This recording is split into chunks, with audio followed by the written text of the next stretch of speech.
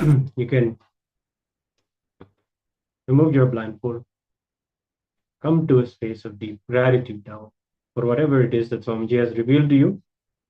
Know that it is Swamiji alone who has opened your third eye and through which now you're seeing whatever he has shown. Write it down. Write down whatever Paramashiva has revealed to you through the third eye. And also you can put a short note of thank you to Swamiji for revealing and giving you the third eye power. We'll now present to you what was projected.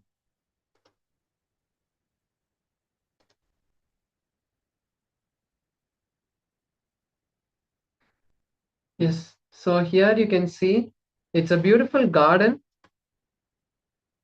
where there are various colors. Like you can see there is red, there is orange, pink, purple, yellow, and green. So if you were able to see any of these colors, that's beautiful. You have started manifesting the power and you can congratulate yourself. So now let's get ready to move to the next round of the manifestation.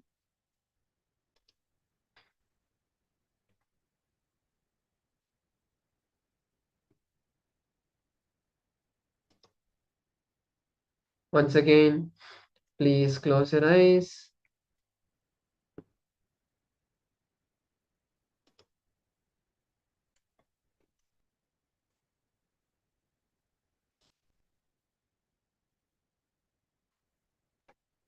Now, start visualizing Swamiji in your inner space. Intensely, let's start chanting the Mahavakya.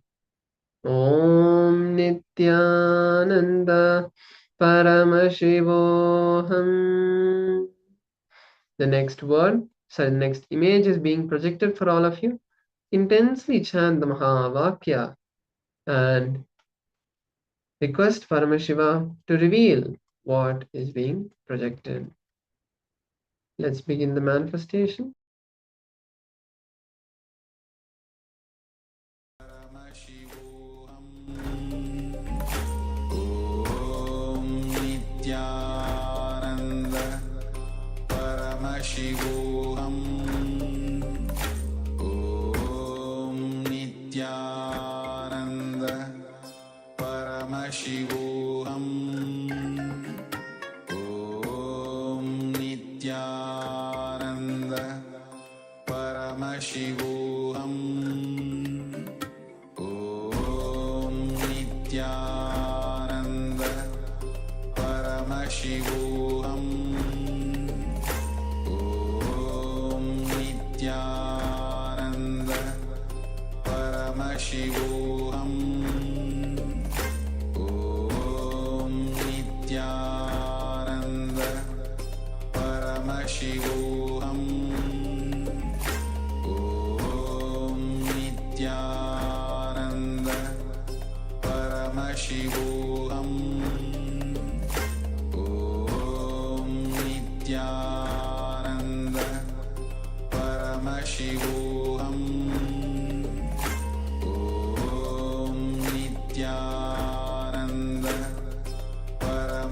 Paramashivoham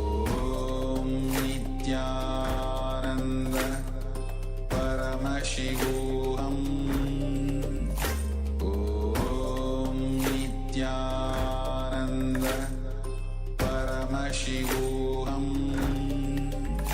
Om Nithyananda Paramashivoham Om Nithyananda Paramashivoham Om Nithyananda Paramashivoham Om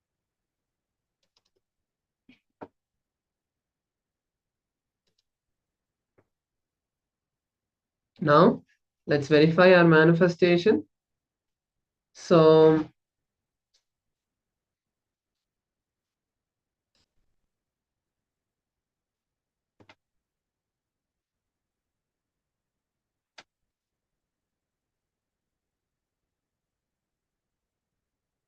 the image that was projected was this.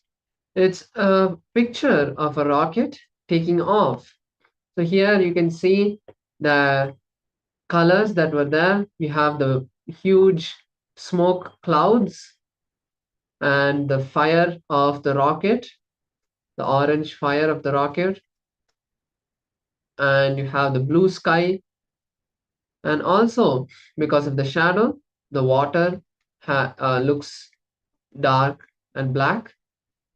So if you're able to see any of these colors, that's beautiful. You have started manifesting the power. And with this, we come to the end of the power manifestation. So you can share your experiences and what you were able to manifest during this session of the third eye reading.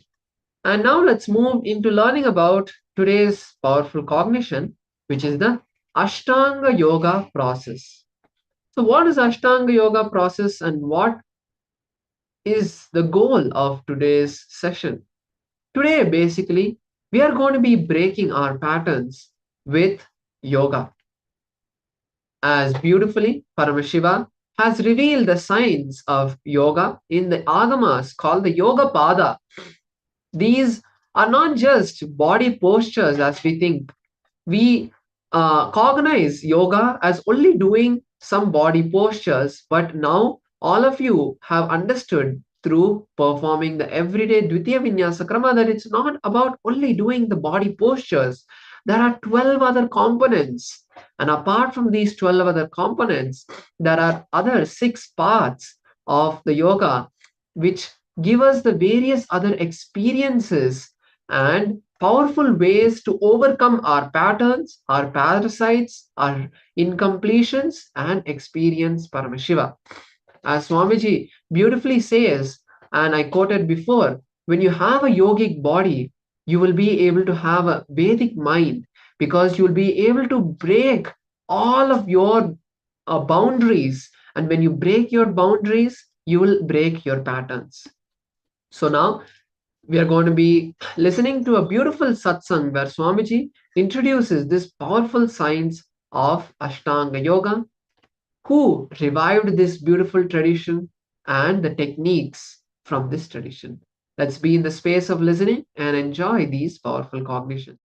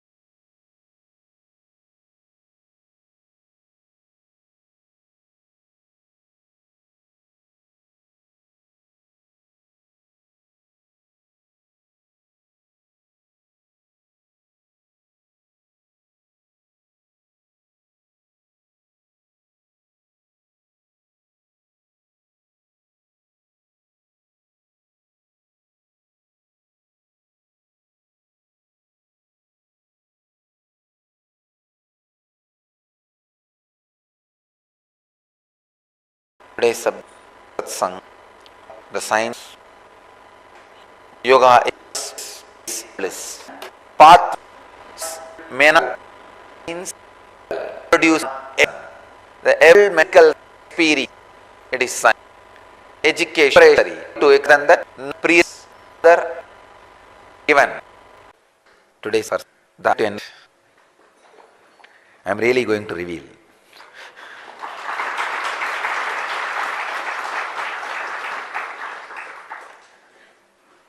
78th Sutra in Patanjali Yoga Sutras.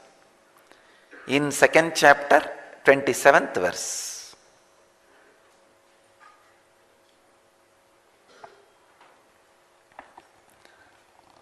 Tasya saptada pranta bhumi prajna.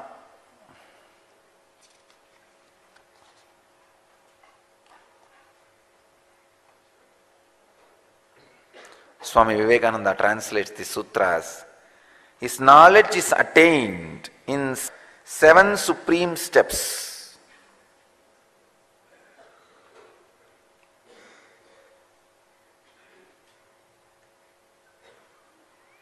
Prabhavananda translates as, the experiencer gains this knowledge in 7 stages, advancing towards the highest.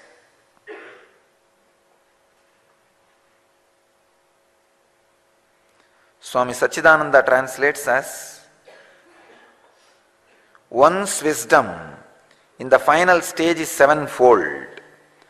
One experiences the end of desire to know anything more, desire to stay away from anything, desire to gain anything new, desire to do anything, sorrow, fear, delusion. When all these 7 ends, one's wisdom is awakened. This is what is Swami Sachidananda's translation. Let me give my experience.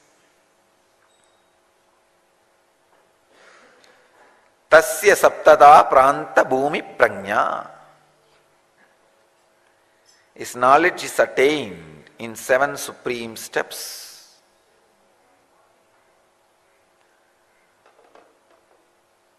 Ultimate secret to enlightenment.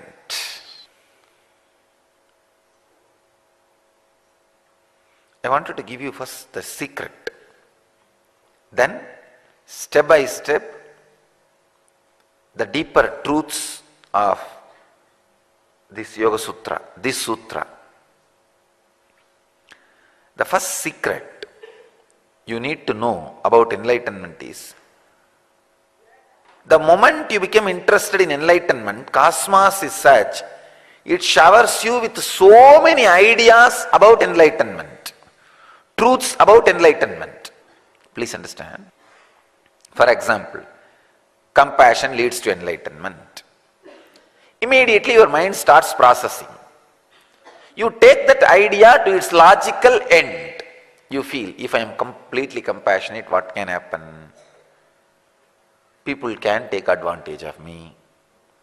I can be exploited. Finally, I can even be killed. Your mind may object at one step. No, to this, beyond this, I cannot tolerate. No, this is enough. I can't go further with the compassion. Or your mind may say, what is there? Even if I die, let me die in compassion mood. And that is enlightenment. Your mind may accept or reject. When a truth is taken to its logical conclusion. Please understand, I am exactly giving you the deepest secret for enlightenment. This is the way your mind functions. Whenever any truth is given, please understand, don't think the truths about enlightenment is given only in this program by me directly. No. The moment you wanted, already the ideas will start flowing towards you. It is apaurushya. Veda is apaurushya. The knowledge for enlightenment is not based on one person. It is available in the air all over the world. These are Sarva Bhaumya Vrata.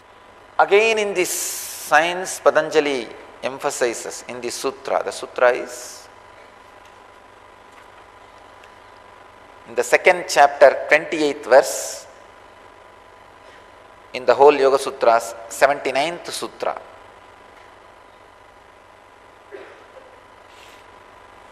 Again, Patanjali emphasizes in the sutra, practicing all the limbs of yoga.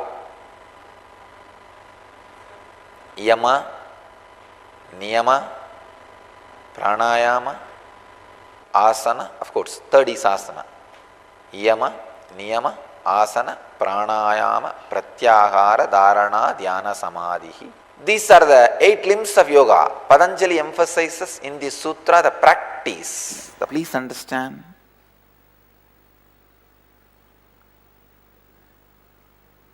In Patanjali's yoga, there is a word called Ashtanga Yoga. 8 parts. Somehow, unfortunately, all the English yogis have translated this as 8 steps of yoga. That one small mistake, the Anga word, Ashta means 8, that there is no controversy. This Anga, instead of translating that word as parts, it has been translated, not even the word, even word parts is too superficial. Anga word should be translated as organs. Because they have not translated this Anga as organ, instead of organ, they translated that as a step. The whole yoga tradition has become useless in the West. It has become just a small few techniques are the methods to make your body flexible and little health. That's a disgrace done to yoga. Please understand. When you get a diamond and use the diamond just as a vegetable cutter, it's a disgrace to diamond. Same way, when you use such great power, powerful science, just as technique to bring little health, Ashtanga, instead of 8 organs of yoga, it has been translated 8 steps of yoga over. And people are struggling with the second step and third step. Yama, niyama, yoga, asana, over. No one crosses beyond. Yama is integrity. Niyama is authenticity. Please listen. Asana, pranayama, pratyahara, dharana is responsibility. Dhyana and samadhi is enriching.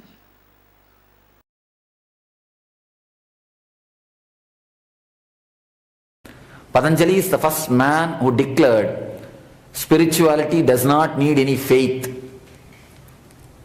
Just like a chemistry, A plus B equal to C. You can do this, do that, you will have the enlightenment. Till the time of Patanjali, it was not possible to put the whole thing across the table in the form of facts and figures. Just because of Patanjali, Patanjali is the only reason, the one and only reason who made we spiritual people to sit and face directly, face to face, the great scientists. Because the terms of logic, the terms of mathematics, in terms of analysis, in terms of facts and figures, we have only one book in the spiritual world, that is Patanjali's Yoga Sutras. All the other books, they speak about the path and the goal, but they never speak about the why, how and the why. Patanjali is the first man who speaks how and the why. I'll be speaking 8 steps to enlightenment. According to Patanjali, the great spiritual scientist, 8 steps to the enlightenment. The 8 steps which he gave, I'll try to explain, I'll try to express my understanding on those 8 steps. Of course, to show the greatness of the Patanjali, I have compared the other societies, other cultures. Please don't misunderstand. Don't think anybody is low. But to make you understand, I have no other way to show or to express the greatness of the Patanjali. Only when you understand the importance of the man and his mission, you will be able to attend, you will be able to listen totally, carefully. Otherwise you will miss, just as you missed the first story. As you missed the first story, you may miss the whole story. Patanjali gives 8 steps to enlightenment. Essence of Patanjali is called Ashtanga Yoga. 8 steps to enlightenment. That 8 steps, I'll try to explain. 8 steps to Patanjali, 8 steps to enlightenment, as explained by the Patanjali.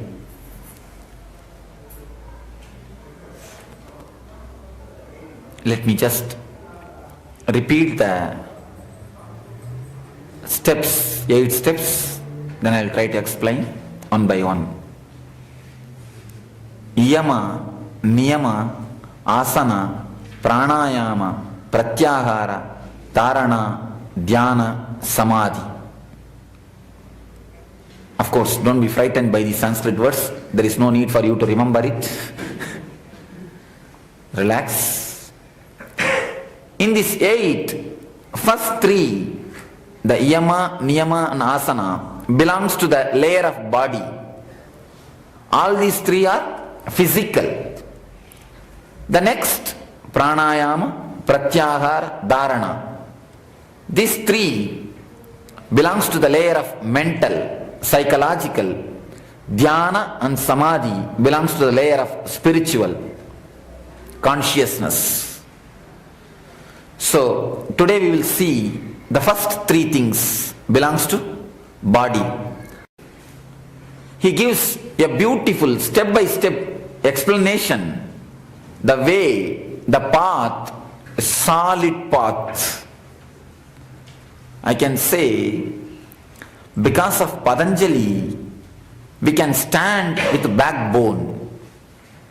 If only one book, this one book, if it has not happened in the Eastern tradition, in the Eastern mysticism, there is nobody, no book, no other master who can challenge the Western scientific thinking directly, Western logical thinking directly.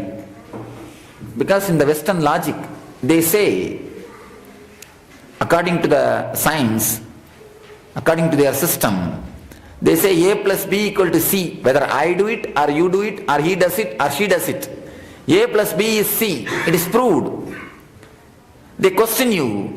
They question the spiritual masters. Do you have something like this straight? Do you have something like this, a clear cut? Do you have something like this, facts and figures? Except Patanjali, nobody says yes. Patanjali is the first man and the last man who says yes. Yeah, big capital letter yes. He says very clearly, step by step, where to start, how to walk, and where to stop, and where to end. The meditation techniques and the methods to start, the methods to walk, methods to end. Whenever a man gets his own logic, his own understanding, he rebels. It is usual. It is usual. He just asks, give me the reason, give me the explanation. Why should I do? What for should I do? What will I get? What will happen to me? He starts asking you, he starts questioning you. Patanjali is the first and the last man who gives reply for every question, who gives a logical reason. Takes a man from logic to the place where you crash the logic. Actually, I feel totally dissatisfied even after giving so much of introduction about Patanjali. Now what I have given introduction, really I feel totally dissatisfied that I have not expressed the glory of Patanjali. Just because of that, which I don't want to do, I am not able to express the glory of Patanjali. Even this, I have to use some harsh words to express the glory of the Eastern thinking system. Anyhow, sometimes truth is harsh, but it has to be understood. If I explain the way in which he worked, the way in which he designed, I can say Patanjali is the unabridged dictionary of world philosophies. Any philosophy, the whole world philosophies, you can classify in two ways. One is who follows Patanjali and who refuses Patanjali, that's all. But you can't go beyond Patanjali. Either you have to accept Patanjali or reject Patanjali. But Patanjali will be the center. Patanjali is the center. There is no going beyond Patanjali. He will be the center. Either you agree or you disagree. Patanjali is the basic. Patanjali is the base for the whole world's philosophy. All the miracle powers, all the spiritual energy, all kinds of samadhis, all kinds of spiritual experiences, all kinds of enlightenments, all kinds of techniques. If you light the lamp in the house and sit in front of the lamp, even that is a technique. Even that is from Patanjali. The origin is from Patanjali. From the first simple thing of lighting a lamp to the level of dropping your consciousness and merging into enlightenment. Anybody who enters a spiritual life, what you do first? The first step is you will learn how to light the lamp in the puja room. From the step of lighting the lamp to the last step, dropping your consciousness, dropping your ego and entering into the enlightenment, becoming God. From this step to that step, totally Patanjali covers and explains every step.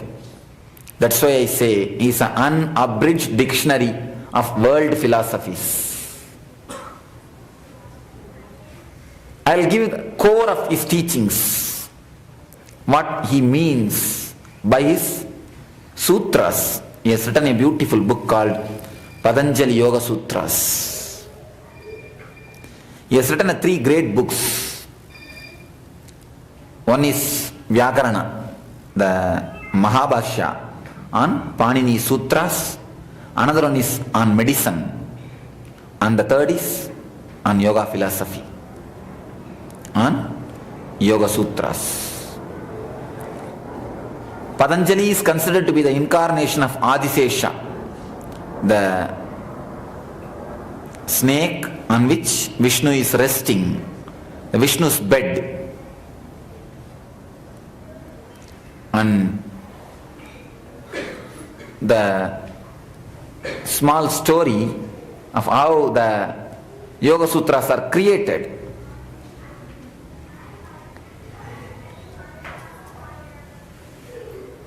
The Patanjali was staying in Chidambaram. Chidambaram is a place in South India where the big Nadaraja temple is there. He stayed in Chidambaram. He used to conduct classes, the meditation courses. He had a beautiful ashram. Whenever he used to speak on these Yoga Sutras, the one tongue will not be sufficient. Now I understand why the one tongue is not sufficient. To speak about Patanjali itself, I feel so dissatisfied. I feel I have not exactly expressed the glory of Patanjali. To speak about him itself, one tongue is not sufficient. Then how much he would have felt insufficient to speak his philosophy. So he feels that one tongue is not sufficient. So he used to take the Adisesha Avatara, his original form, and used to speak in 1,000 tongues. And 1,000 disciples used to sit and write down whatever he speaks. For each phase, one disciple will sit and write down. When he takes that form, his energy will not be tolerated. The energy will be too much. So disciples cannot directly sit in front of him. So they used to put a big curtain in front of him. He will sit behind the curtain and he will speak. Disciples will note down. He said to the disciples, for no reason you should either pull the curtain or nobody should go out of the hall. Nobody should leave the hall because, in front of the master itself people sleep, doze and do all sorts of things. And if he's not there, what will they do? Sometimes they run away or sometimes anyhow they doze off or they run away. So Patanjali warned, nobody should leave the hall, that's one thing. Next thing, nobody should remove the curtain. Because if you remove the curtain, the energy, you cannot bear the energy, all of you will be burnt away. Anyhow, Patanjali has started the class. Every day it goes on. In 1000 heads is giving the discourses, and in 1000 disciples are recording. Today the discourse is getting finished. Today the whole program will be over. All the sutras will be recorded. Just on that day, out of curiosity, one disciple just pulled the curtain.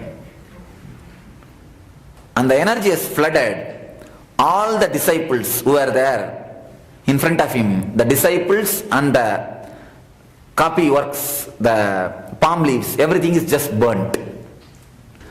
Asanam. Asanam means Stiram Sukham Asanam, where your muscles are completely comfortable and stable with each other.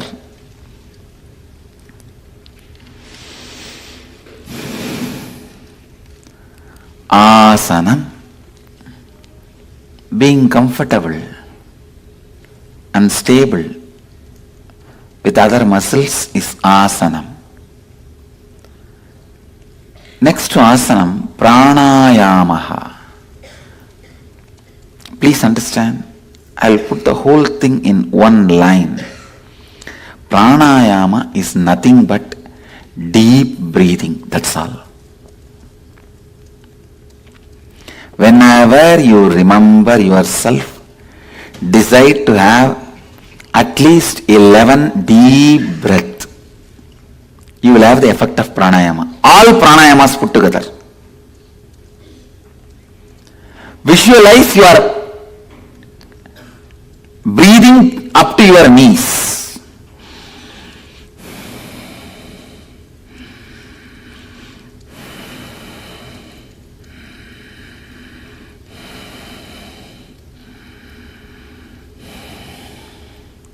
That's all. All the 112 various pranayamas Kumbhaka Patadi describes, everything boils down to this one truth.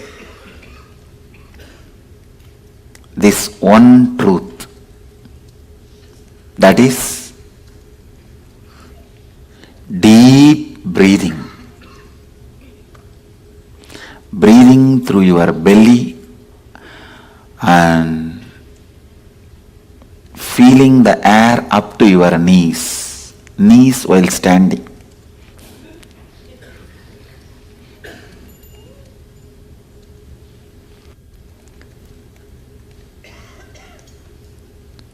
Deep breathing awakens the non-mechanical parts of your brain, allows you to have this cognizance, the new clearances you carry.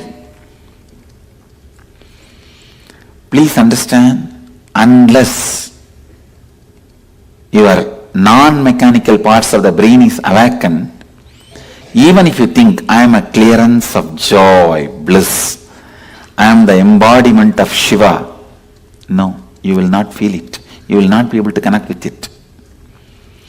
Only in the high energy you will be able to connect with all these great ideas.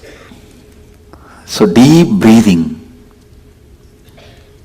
is pranayama, a powerful strategy for health. Just with a deep breathing, give instructions to your body will become healthy. Just with a deep breath, tell your body what you want from your body, how your body should respond to life. With a deep breathing, give instruction, it will just follow. It will just follow.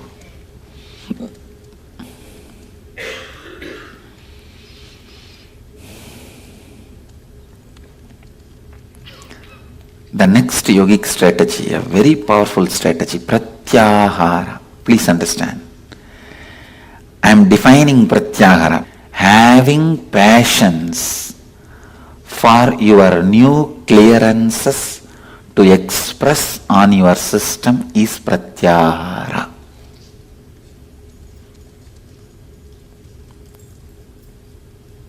I'll give you one example.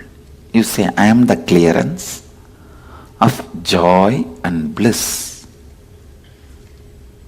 After 2-3 hours, but I wanted my clearance to happen now. I am the clearance of a harmonious relationship with my husband or spouse. For first 1 hour you believe, you feel, you cognize. After 2 hours, you say, I want this to happen now. Only then I'll believe the clearance, my clearance is working on me. Now he has to call me or email me, tell his love for me. Only then I'll understand, I'll accept this new clearance is working in me. Don't go on create hindrances for your new clearance to flower. It is like you planted the banyan seed now, just now, and by the time it starts sprouting, you try to tell the elephant, come on. Tie the elephant in this tree. No. Allow the sprouting to happen. Allow the sprouting.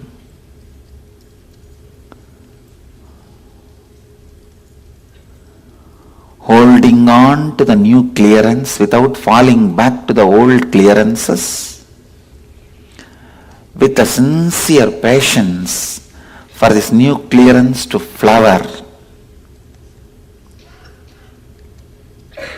with intense passion and patience is pratyahara. Either what you do, okay, then clearance is not going to help me today. It's a long-term plan. Forget about it. You fall back. Or you say, no, it has to work now. Actually, it works. No doubt it works. But unfortunately, you carry many of the past clearances also in corners of your new clearances. By the time you think, I am the clearance for the harmonious relationship with my spouse, already few doubts have come in your corner. No.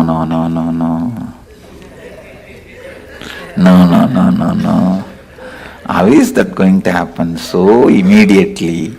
Maybe if I follow the same, after a few days, it will heal. I know it will heal because the ideas are right, but see, the other book also I read about the psychology and how to be friends with people, how to influence people.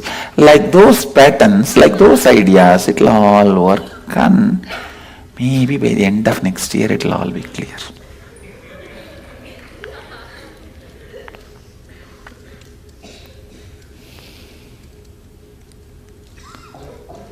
It's very unfortunate. You went on proving that nothing new can happen to you. Nothing good can happen to you. You are waiting to prove nothing good can happen to you. You are bent on proving nothing new is possible to you. having the passions for the new clearance to express itself in you is pratyahara, tarana. Understand? Tarana means supporting with various logic and ideas, maneuvering your new clearance to become a reality is tarana. When you see the new clearance doing miracles without calling them as small miracles, wow, yes. When the logic is giving way, when the new clearance is opening, the new possibilities, adding support to the new clearance and the new possibility, helping the Pratyagatma Chaitanya Jagrata is Tarana. Tarana.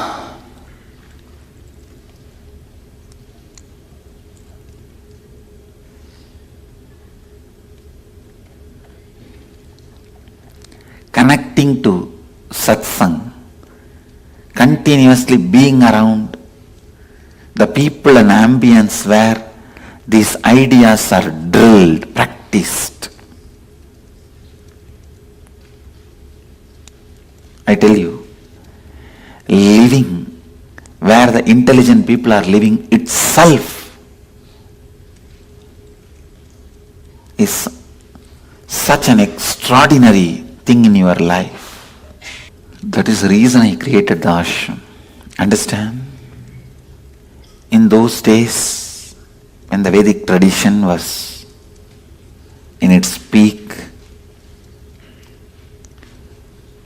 all the people who are interested in enlightenment are requested to go and live in a place like Kashi, Kanchi, the 7 universities.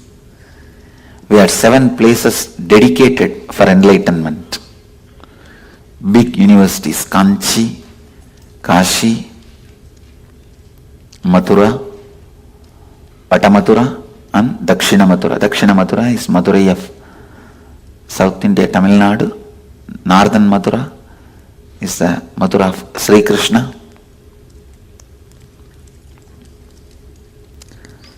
Mathura means sweet happening. Madhu means sweet. Mathura means sweet happening. Where the sweet happenings of Shiva is South Madurai, sweet happenings of Krishna is North Madurai.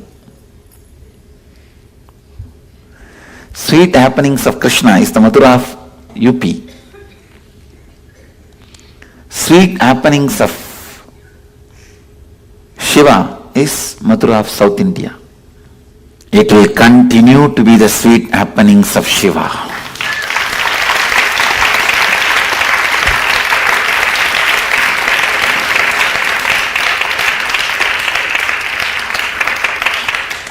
Mahadeva has decided to reclaim his Mathura.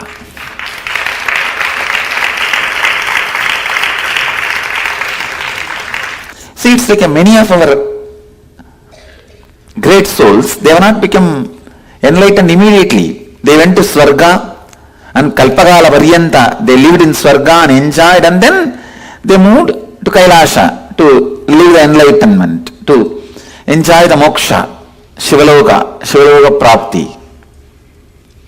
Especially consciously when you choose.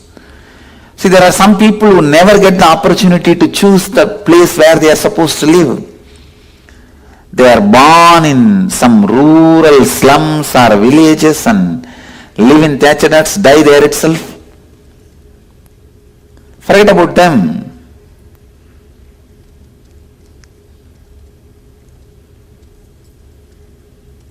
It is their choice.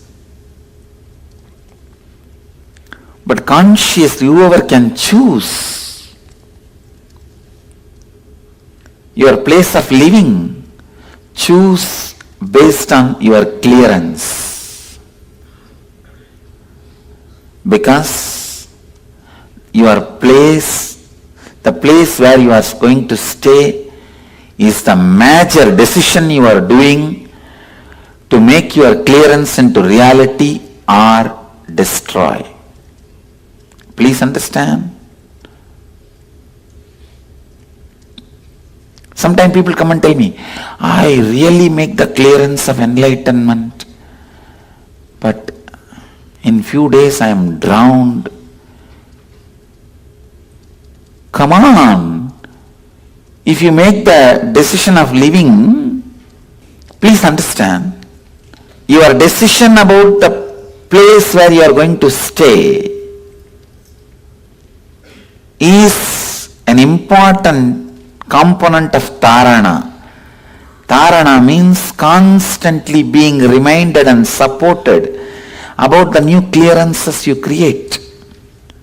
The new cosmic clearance centers is what my ashrams and temples and monasteries, where every day I go on adding new clearances to your being. And please understand, you can't be stagnant with any one clearance. Let me be very open. Today, if you have a clearance, I am the clearance of truth and joy. It will be so alive, vibrant in you. After 3 days, the same clearance will not be exciting. Now it is time to have a new clearance. But unfortunately, any clearance you yourself pick up for you, after 2 days or 3 days, you will not have respect for it. Maybe second time, third time, the clearance you pick up, you will have little respect. Fourth time, you know after 4 days it is going to lose power over you, or you are going to lose power over it. That is why once in every few days I go on initiating you in new clearances. New clearances. See, I'll try to give my own experience on this Ashtanga. Yama, Niyama, Asana, Pranayama, Pratyahara, Dharana, Dhyana, Samadhi. Yama means aligning your actions with your understandings. Please understand. First thing you need to do, whatever understandings you have about life, align them with your actions, or align your actions with those understandings. I am giving you the practical technology, technique for this yama and niyama, all these practices. Please understand.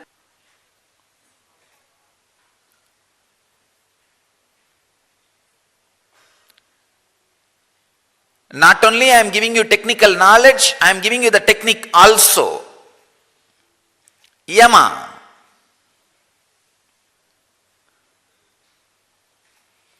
Aligning your actions with the understandings you have. First, in the initial level, when you start the spiritual practice, the basic thing is align your actions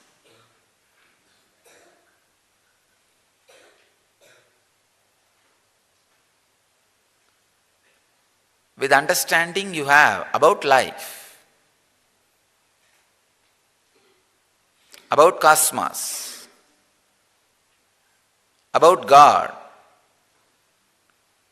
about world, about humanity. Align your actions.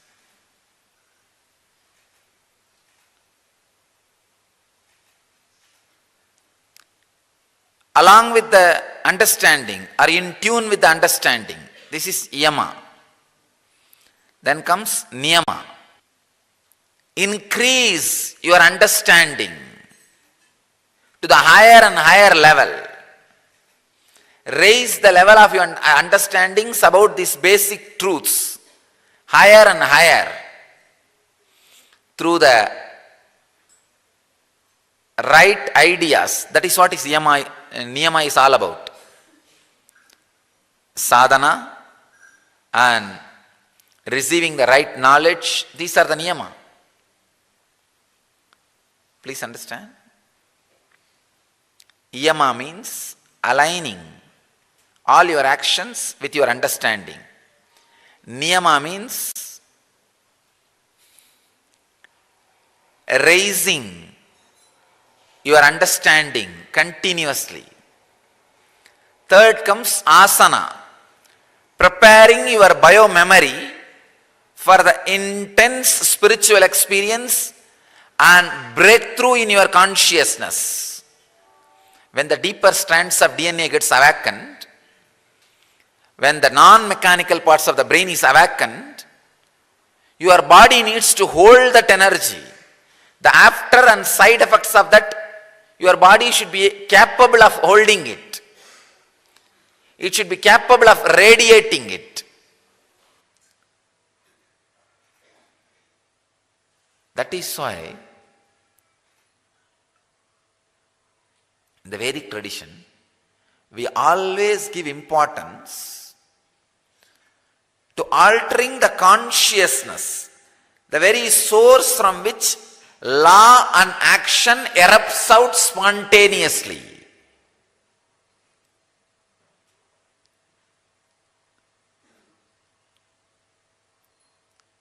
If you believe only in action, means the body, there is nothing beyond body, you go on trying to alter your actions and end in deepest failure and depression.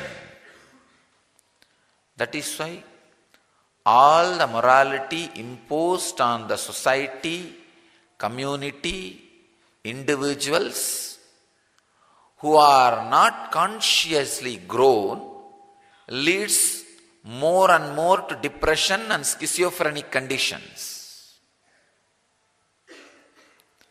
First thing we need to do is conscious awakening. Pratyagatma Chaitanya Jagrata.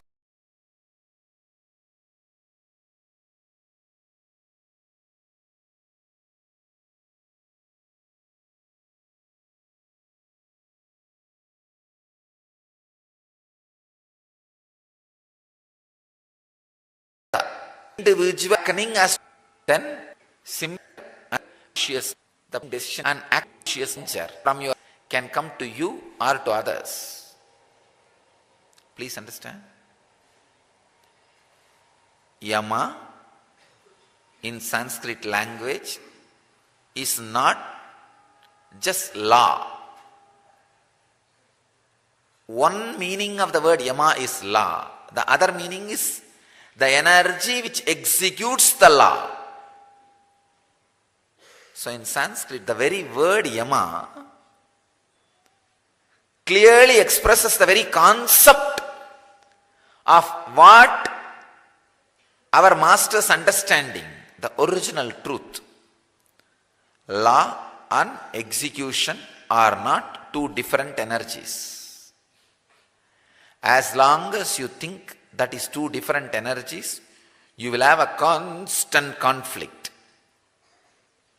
That is why I say, yama should happen, not to be practiced.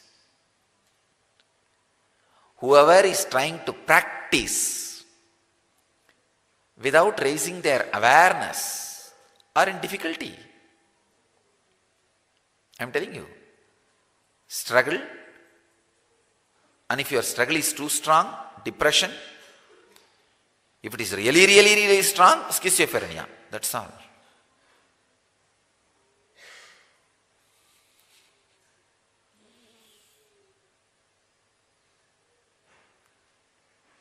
These are the solutions.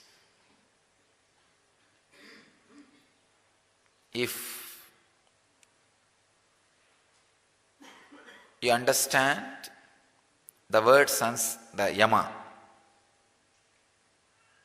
all of you know that yama means the lord of death, means lord of law, who executes all the law and the flow. you need to have the clear understanding about the ultimate truths that human beings are beyond body and based in consciousness. If you don't have that ultimate understanding, you will always understand law and execution as two separate things. Because as far as body is concerned, it is law.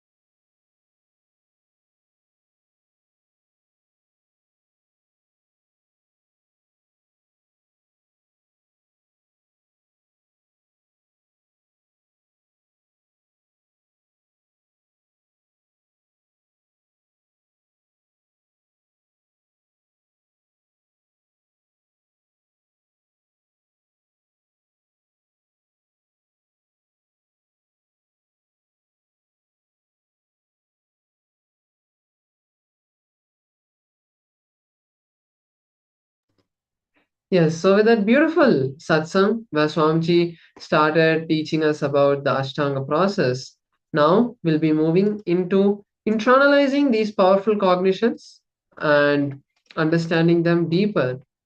So before we start the processes for today, there is one thing that all of us need to do is we need to have a partner.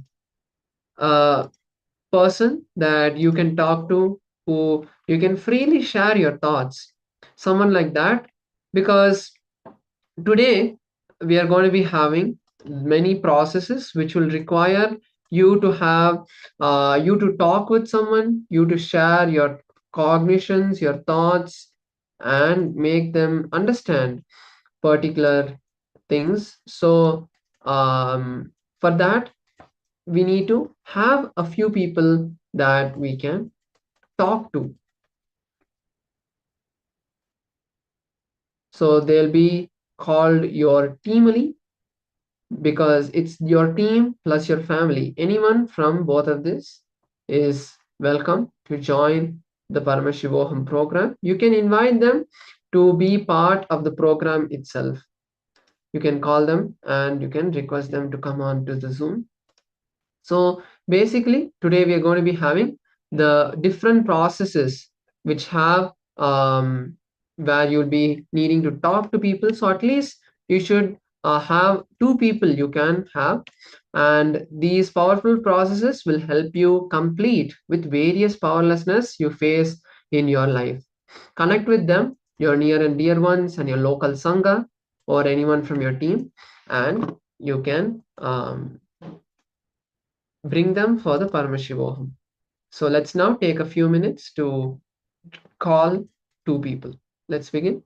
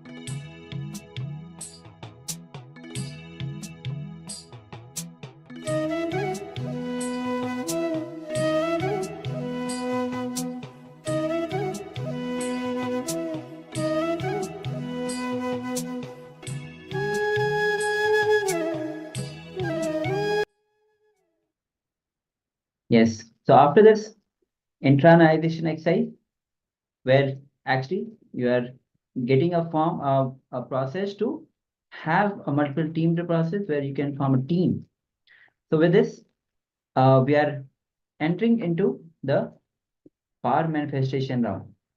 See, each of these sessions are sequential that leads you to the next level. So now we'll be manifesting the powers of Paramashiva. Today we'll be manifesting body sculpting. So let's get ready as we'll be manifesting this power. So make sure that you are always on the camera. Your video is always on and you're not recording the sessions. Now let's enter into the Sas Pramana for body sculpting. This is from Vijnana Bhairava Tantra, Sutra 48, Dharana 25. The verse goes as Dehantare Tvabhibhagam Bhiti Bhuva Bhutam Vichintayet Nachin Chidantare Tasya Dhyayan Abhyeye Bhag Bhavet. Visualize that your body is enclosed. The meaning of this verse is visualize that your body is enclosed, supported by your skin surface, and there is nothing existing inside the skin. It is empty. By such restful awareness, one cognizes and attains the knower of the whole bodily substance, who is the source essence, Paramashiva, which cannot be known.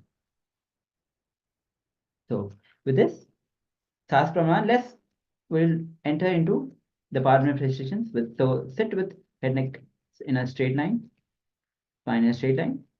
Vijay Paramashiva has come down as Bhagavan Nithyananda Paramashiva from Kailasa. Remember Paramashiva in your third eye. Sit with this powerful cognition, meditate on it, think intensely. You are Nithyananda Paramashiva. Anything else you think as your identity is religious, just drop it. You are Nithyananda Paramashiva. Absolute unclutching, complete completion and oneness to experience the state, space, and powers of Paramashiva. Chant Mahavakya intensely. So make sure that you take the photo of your photo before, because we'll be manifesting this power of body sculpting, and then decide which part of the body or the aspect you want to change. For example, you want to change the color of the hair. You want the shape of any body part that you want to change. You want to reduce the fat, changing the skin color, etc. There are various parts that various body sculpting which you want to have in your body. So take an initial photograph of yourself and decide which part of and respect of your body part which you want to change. Then chant Mahavakya intensely. Now declare the change in the body that you desire. So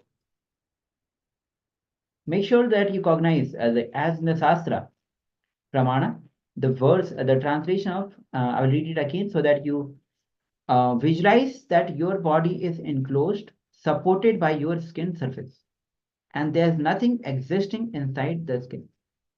It is completely empty. By that restful awareness, one cognizes and attains the knower of the whole bodily substance, which is with the source, Paramashiva, which cannot be known. So with this visualization, let's now get ready to manifest this power. Decide which part of the body you want to change. Take the photo before and let's chant Mahavakya and declare the body part to change.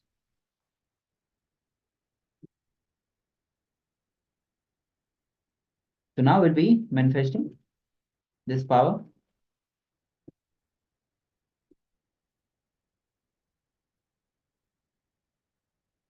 So make sure you decide your own body part. Example, as already given.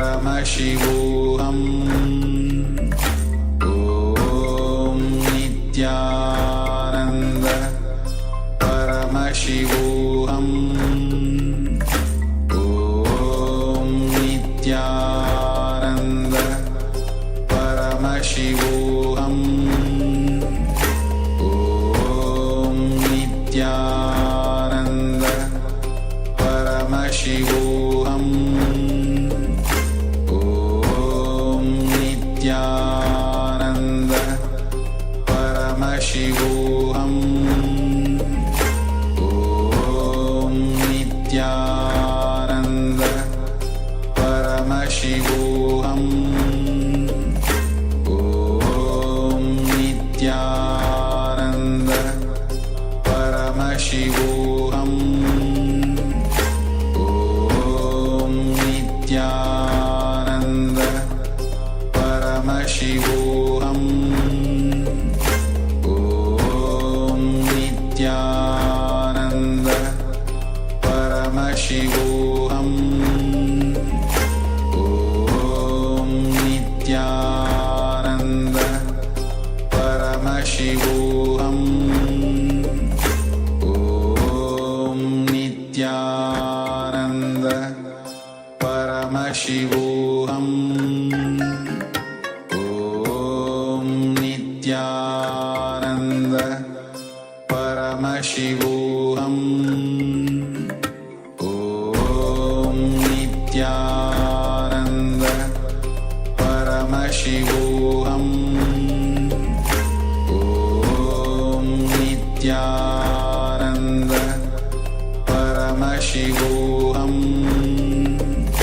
Om Nithyananda Paramashivoham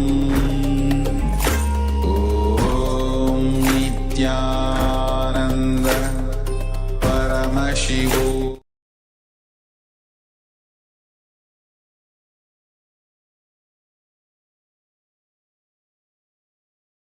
Fully. Now slowly again relax and take a photo after this manifestation of yourself. Verify your power manifestation after comparing the photo. So please go ahead, take the photo of yourself afterwards and celebrate the manifestation of you manifesting this power. So meantime, when you are noting down, we'll be moving on to the next segment. The next segment is the session was on Ashtanga Yoga, introduction to Ashtanga Yoga. Now we are entering into more depth of Ashtanga Yoga. Now we'll be moving on with the Patanjali Yoga Sutra. So let's hear from Bhagwan himself directly as reveals this great truth. So let's prepare ourselves to receive this great truth.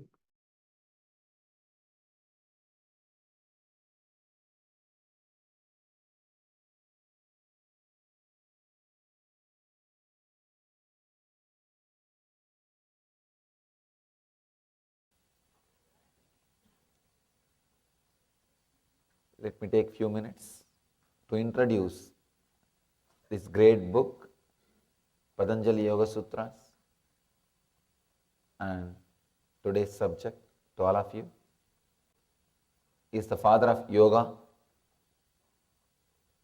From this book, all yogic traditions originated. I can say not only all yogic tradition, almost all religions are influenced directly or indirectly from these sacred and secret teachings.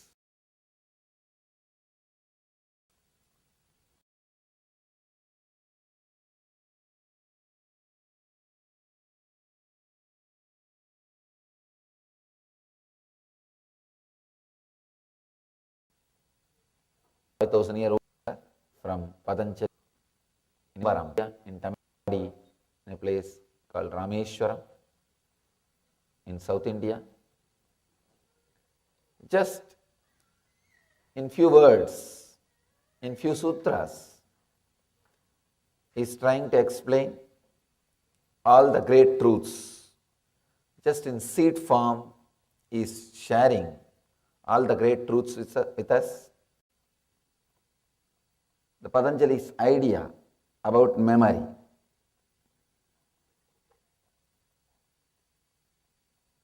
Anubhuta Vishaya Asampramosha Smrutihi.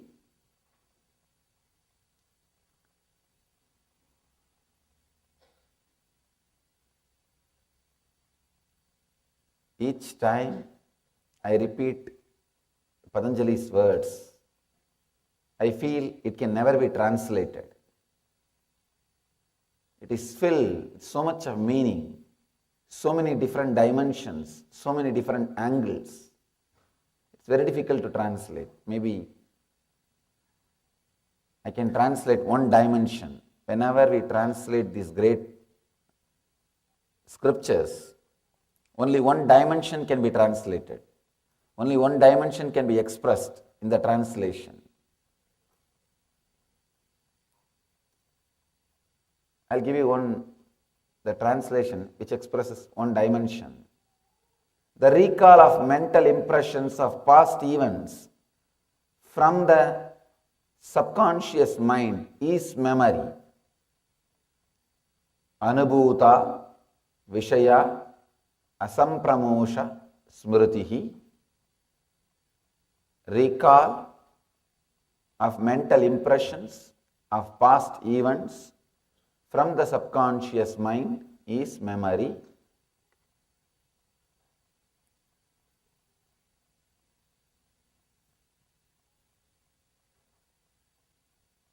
The memory can lead either to suffering or to joy in our day-to-day life.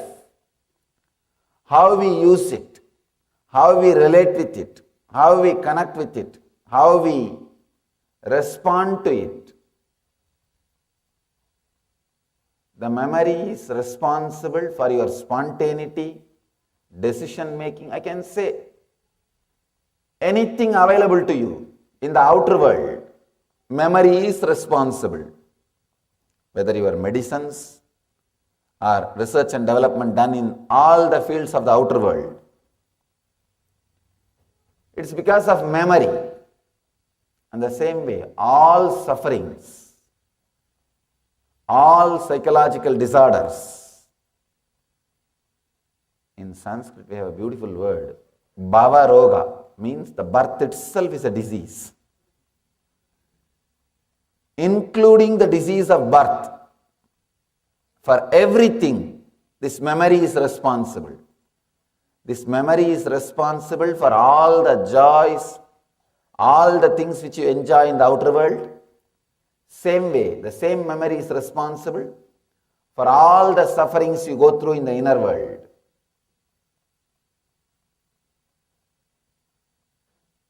One more thing you need to understand. Memory is responsible for all the joys you experience in the outer world. And not using the memory is responsible for all the sufferings you go through in the outer world. Same way, all the disturbances you go through in the inside is because of constant using of memory. All the joy you will experience inside if you are away from memory. Please understand the paradox. In the outer world, using memory brings comforts, luxury, things you need. But not using memory brings suffering, absent-mindedness, disturbance. In the inner world, using memory brings all kinds of problems. Relaxing from memory brings tremendous joy and peace.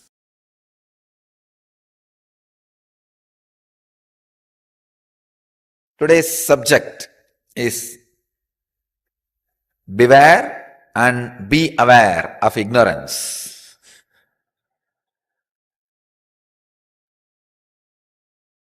Not just beware, be aware. See, beware of ignorance is an intellectual waking up.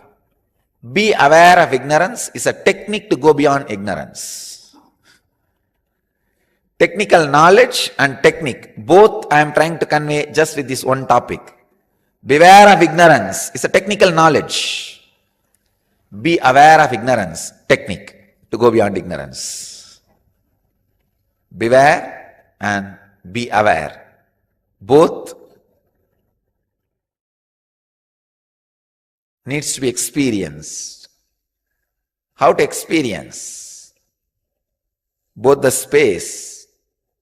Let's see how Patanjali is guiding us.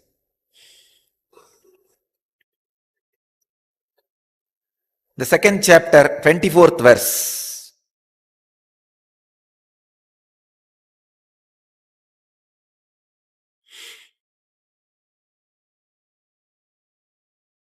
Tasya hetur avidya.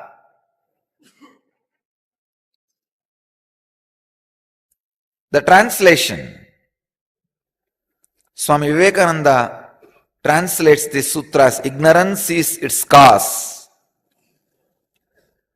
Prabhavananda translates as this identification is caused by ignorance.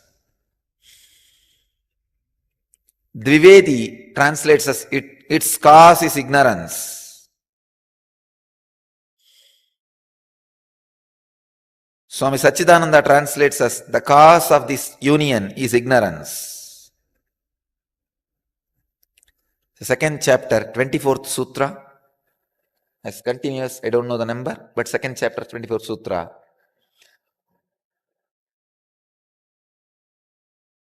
Tasya hetur avidya.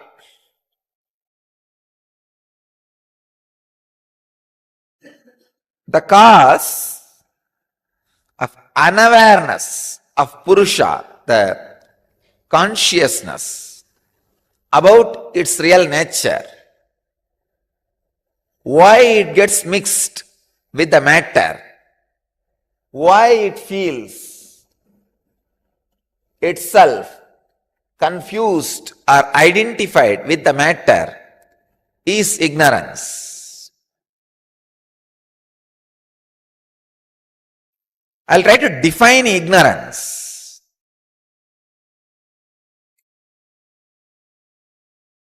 Intellectual perversion is ignorance. Any idea which works in you and creates restful awareness is Shastra, means knowledge, spiritual truth. Any idea which works in you and creates violence, anger, an unsettled end. See, all ideas lead you to a further and further and further. If it leads to somewhere, naturally it will end at one point. The point, see, for example, when you learn about acceptance, this idea will naturally start growing in you. How to accept, what is acceptance and all that. Finally, end of this thinking process, if you feel settled and the acceptance is happening in you, it has become knowledge in you. It is knowledge. But unfortunately, this has not settled in you. Like a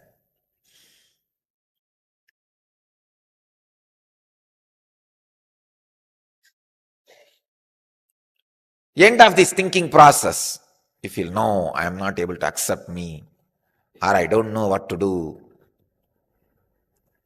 It just ends abruptly without getting the completion or without reaching its logical conclusion, just by kind of a suffering.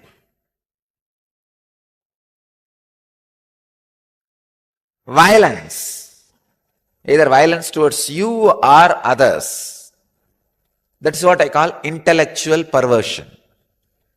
That is what is ignorance.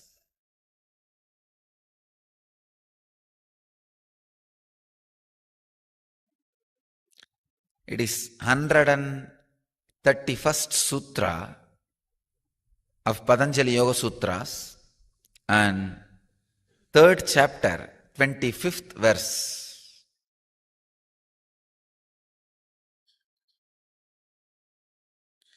Subject is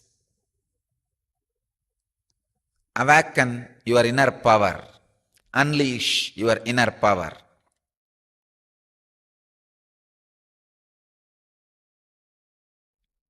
The sutra is Baleshu Asti Baladini. A very powerful sutra. Swami Vivekananda translates this sutra as through samyama on the strength of the elephant and other creatures, their respective strength comes to the yogi. Swami Prabhavananda translates as by making samyama of any kind of strength, such as that of the elephant, one obtains that strength. Swami Sachidananda translates as by samyama on the strength of the elephants and such other such animals, their strength is obtained.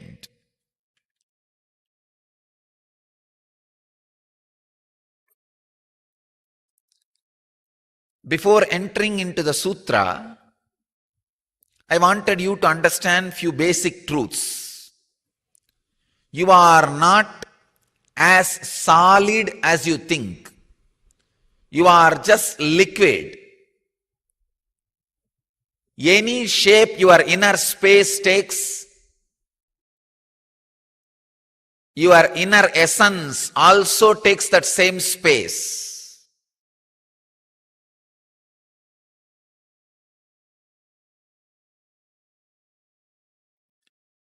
You are what you think you are. You are what you do samyama as you are. You are what you strongly believe you as you are.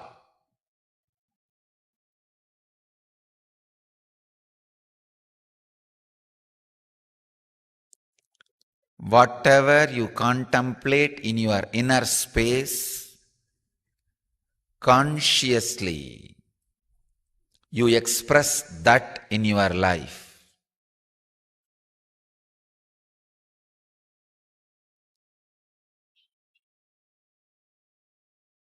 You can see the living proof of this in so many great yogis' life in Vedic tradition.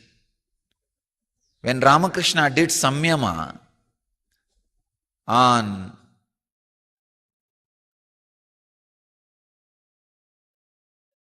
the attitude of being a woman and serving Devi, he calls it Saki Bhava.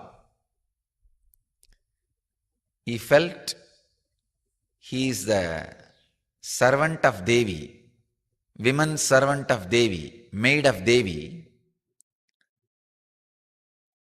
And the biography says, literally he had periods. All the physical expressions of women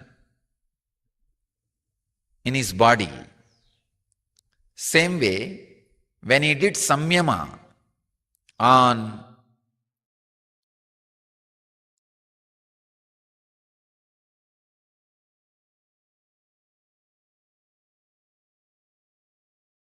Hanuman, visualizing himself as a monkey and servant of Rama,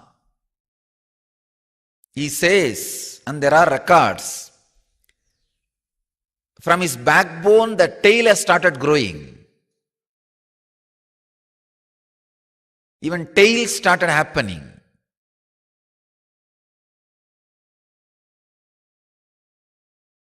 Please understand, all your desire is disrespecting the cosmic presence.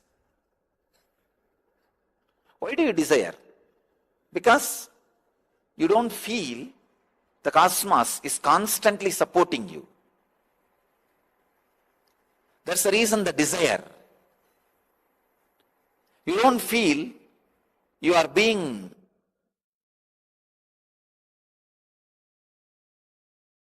showered.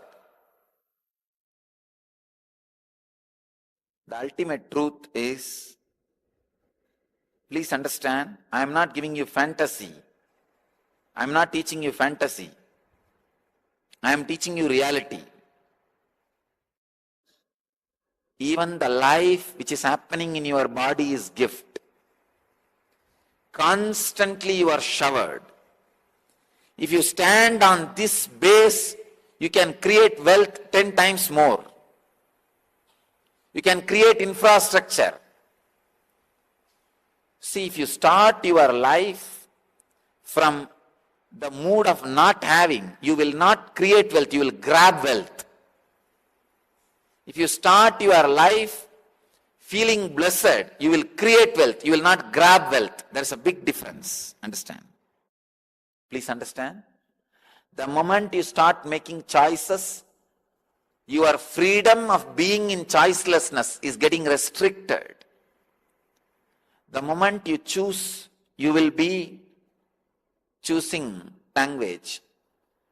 Now you are in a bondage of acting only in that language realm. Till you choose, you have a freedom of all languages. The moment you choose, you will take birth in India. Now you are bound by all the plus and minuses of this Indian society. Till you choose, you are beyond the plus and minuses of Indian society. Every choice you make takes away some part of being choiceless from you. So when there are trillions of choices in front of you, you suddenly decide, wow, being choiceless is the best thing. Being choiceless is the ultimate experience. The person who is being choiceless will be the infinite creator. Infinite creator. Please understand.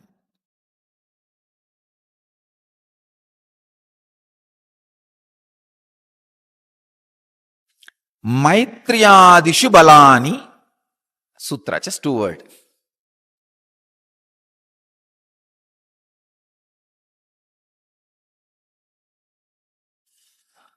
Swami Vivekananda translates this sutra as, by practicing samyama on friendship, mercy, etc., the yogi excels in respective qualities.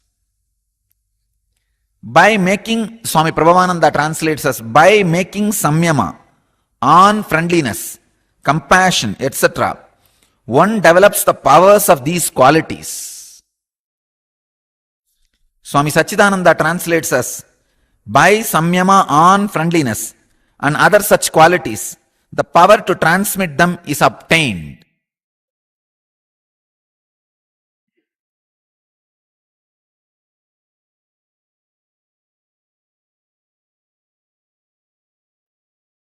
Love.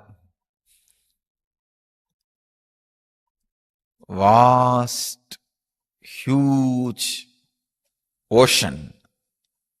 The subject, which will taste different from different banks or beaches. It's like an ocean, tastes in different, looks different in different places, feels different in different beaches. This emotion also, you can't even use the word emotion. There is a question here. Is love just another emotion? It is not emotion, it is yen motion.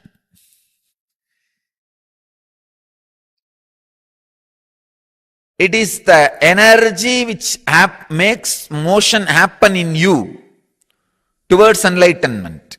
From enlightenment towards enlightenment. When the glimpse of enlightenment starts in you and motions you towards enlightenment, the ultimate enlightenment, between that period, what you experience is called love. Understand? Inside you, there's an intense super consciousness constantly waiting to break through your body and express itself. But your secured, low mood logic, which goes on saying, no, no, no, you will be exploited, you will be exploited, you will be exploited. If you are so open, so alive, whoever goes around you will exploit you. Physically, mentally, economically. Men have a fear women will exploit economically if they are too loving. Women feel if they are too loving, men will exploit them physically. Both of them feel if they are too loving, others will exploit them emotionally. So always the fear, if you are loving, you will be exploited. Very dangerous. So there is a certain logic in you which completely bans you from flowing sweet experiences of love. Constantly reminds you when you open up. I'm not talking about only romantic love, which is towards one person. I am talking about the love suddenly opens up in you towards whole and your very self. Rarely you will fall in love with yourself. The yellow journalist who is sitting inside you, constantly writing articles and editorials about you, is damn for love. The fear he creates about love is not protection for you, it is destruction for you. Dam is not a protection for river, it is a destruction for river. Only embankment is a protection for river. Love is embankment. Logic is dam.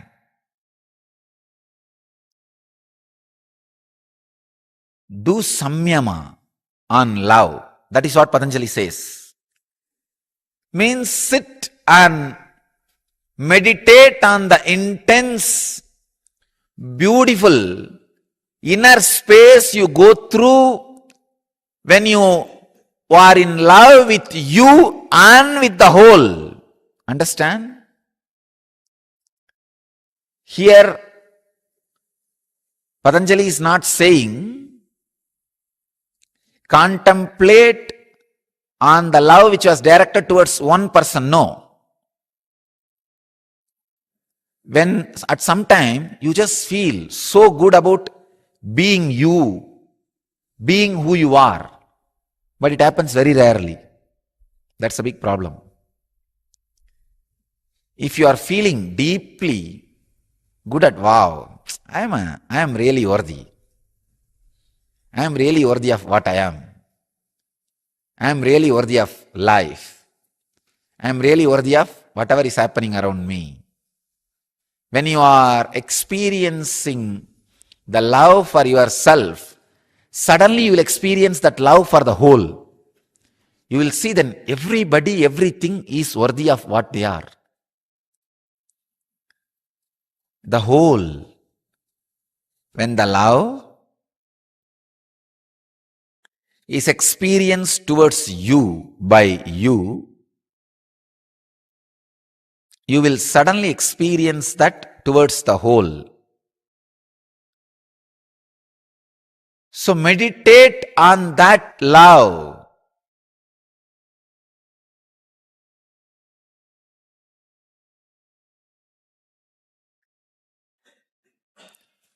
Now we will enter into the Patanjali's Yoga Sutras. Today's sutra is 93rd sutra of Patanjali, and in second chapter, 42nd verse, experience the supreme state of bliss is the subject. Santoshat an uttamaha sukalabaha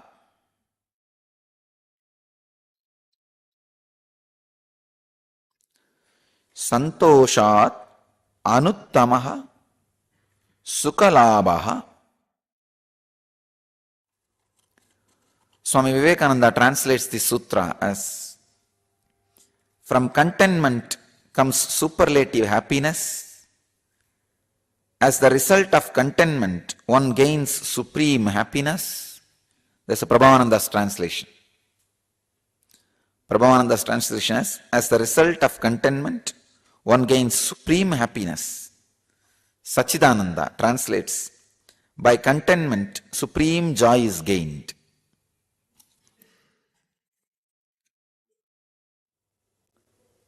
I can say this is the straight sutra to enlightenment, to the ultimate truth. First of all, you need to know an important fact and truth. No roundabout ways, shortcuts. Please understand. There is no roundabout ways. Because there is no roundabout ways, there is no shortcut. There is only straight path. When you start believing there are roundabout ways, you start searching for shortcut. Person who believes there is roundabout way is cheated. Person who believes there is shortcut is cheated. There is neither roundabout way nor shortcut for the ultimate, just simple straight path. Patanjali is giving that simple straight path in this sutra.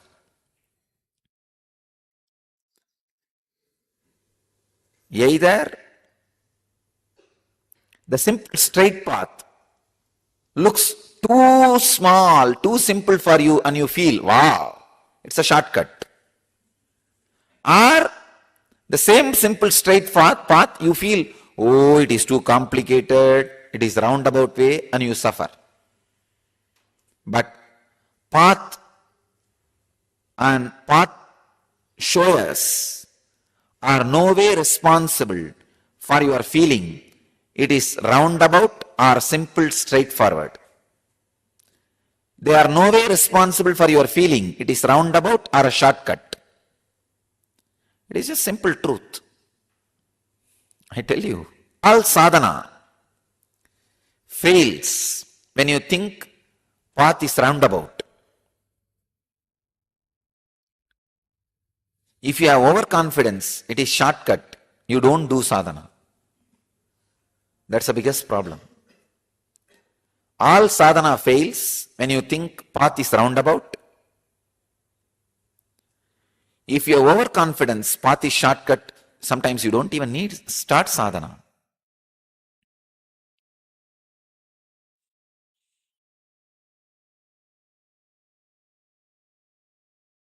It's time we understand path is simple and straight. You just need to live it. You just need to execute it.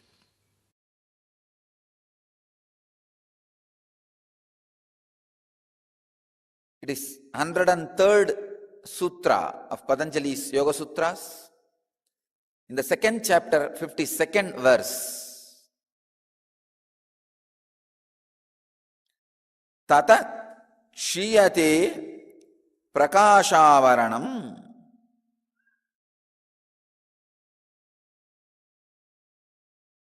Swami Vivekananda translates this sutra as, by that the covering of the light of the chitta is attenuated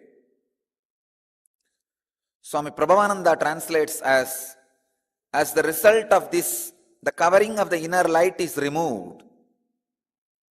Swami Sachidananda translates as its result, the veil over the inner light is destroyed. I'll try to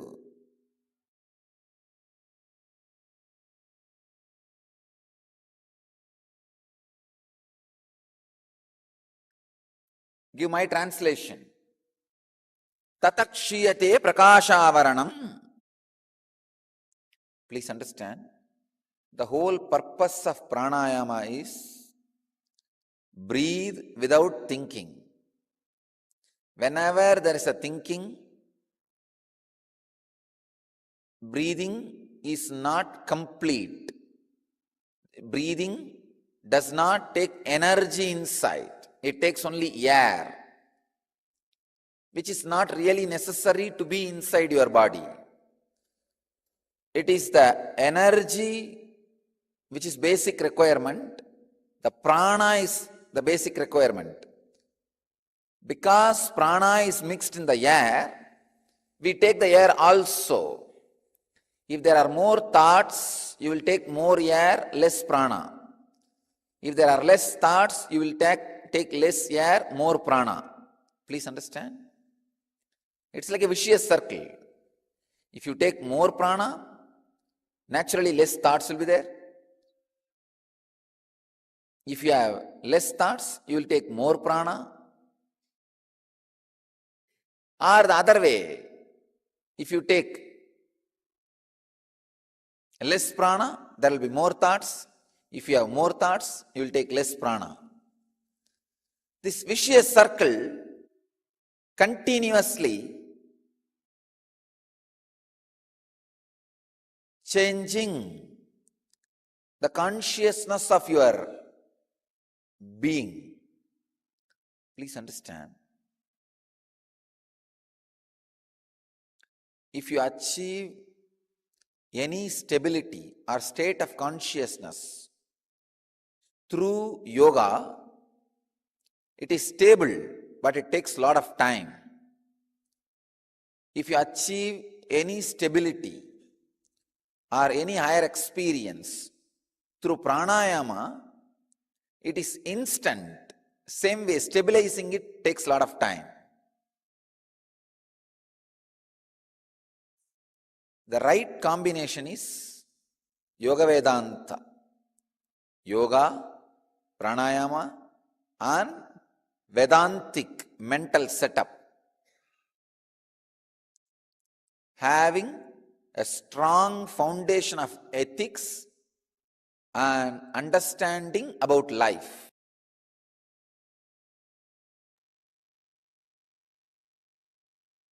Yes. So after this,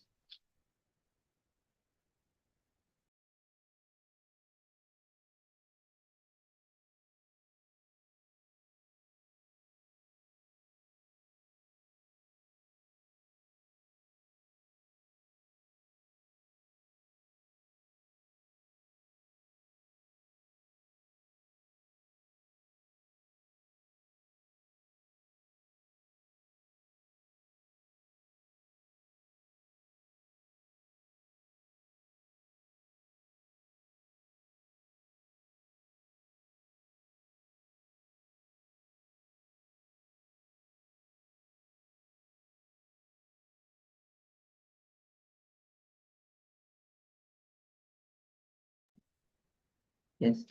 So after this Yoga Sutras introduction, let's move on to the internalization exercise. So let's prepare ourselves. So here's the exercise. What you think you are. You're not as solid as you think you are liquid.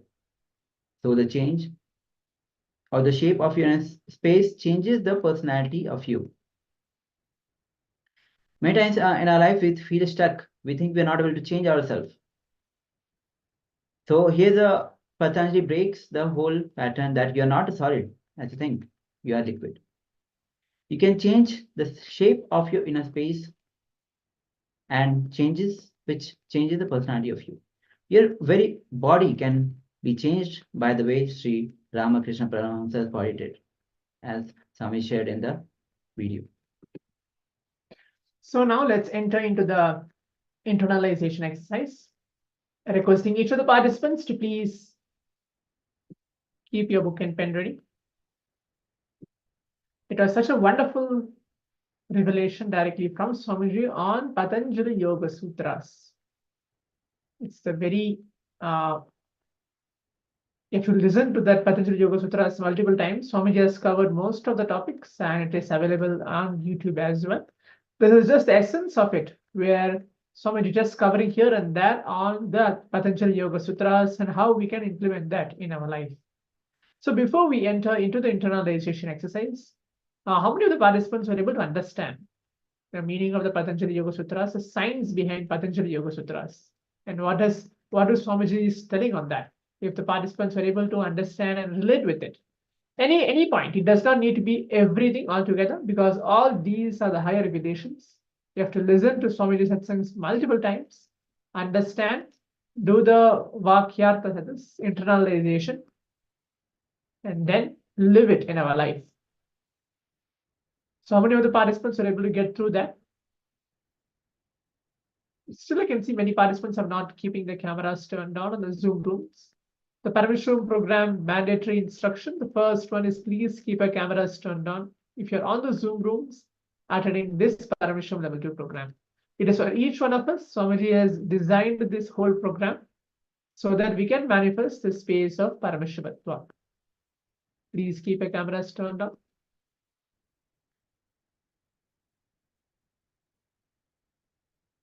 So now let's enter into the internalization exercise. I'm going to project it to each of the participants so you can read it for yourself, and I'm going to be reading it out and explaining it. The first instruction, please keep your book and pen ready with you. Make sure you're being seated in a comfortable seated posture. Pen down, what do you think you are? What is the core belief you have about you? I'm repeating again. Pen down, what do you think you are? You can just maybe think, okay, I am so and so person. Even you can think like that. Or you can tell I'm an engineer, or I'm a smart person who can draw whatever people tell me to draw. And what is the core belief you have about you? You believe yourself as a powerless person, or you believe yourself that I'm kind of impossible type person, or you believe yourself, no, I am a power manifester. I can manifest powers. I can live the space of completion. So what is the core belief you have about you? That is the first step. The second step is, how do you want to be? How do you want to create yourself? Third step is, what are the incompletions and beliefs that are stopping you from creating that? Write them down, complete, and drop all of them. And then the final step is create the space for who you want to be to manifest. So I'm going to project the instructions, and let's do this for the next couple of minutes.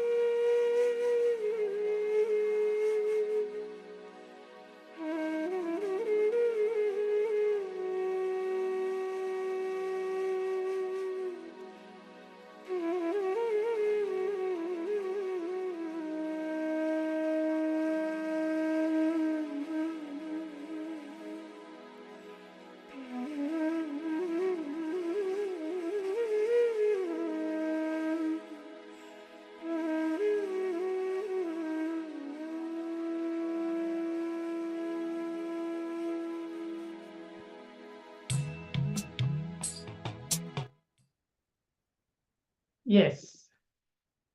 So I think we gave a good time for all the participants to finish the internalization exercise, to think who you are, who you want to be, as we covered up the very subject of the Patanjali Yoga Sutras. So now let's enter into the most exciting one, which is the power manifestation, where each of us are every day manifesting to live the space of Paramashivoham.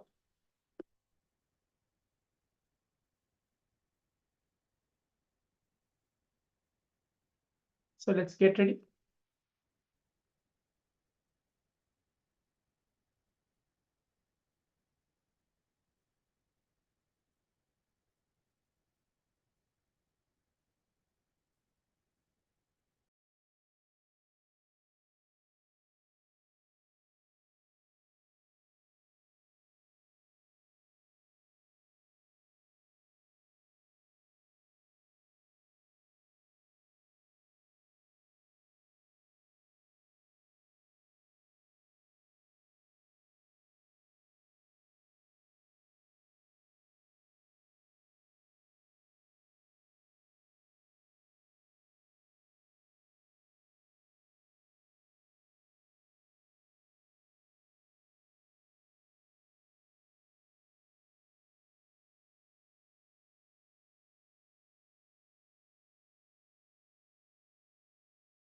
So now let's get ready for the power manifestation session. Power manifestation session is actually where you start manifesting power, all the powerful great truths that you are having, clicks that you're having, you implement that in the power manifestation session.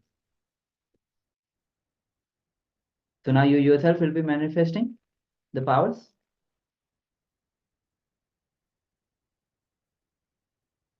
Okay, let's sit, bring ourselves into the space of oneness. So what powers we are going to do now is we're going to manifest the power of body sculpting, to design the body the way we want it to happen. Okay, so now let's take a photo of yourself before you can take a photo of yourself and declare which part of the body that you want to change. It can be the color, hair color, or the shape of any body part, or reducing fat, for example, or changing skin color. Anything which you want to design your own body. So connect with the Supreme Point of Hinduism now, and let's start chanting the Mahavakya. And let's begin the power manifestation. That's it. And chant the Mahavakya along. Om Nithyananda Paramashivoham. Om Nithyananda Paramashivoham. Om Nithyananda Paramashivoham. Om Nithyananda Paramashivoham. Om Nithyananda Paramashivoham. Om Nithyananda Paramashivoham. Om Nithyananda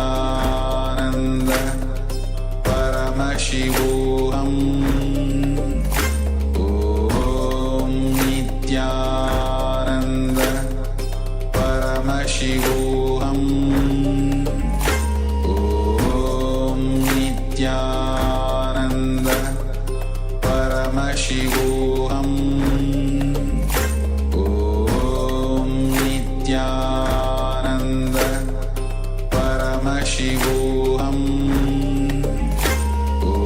Om Nithyananda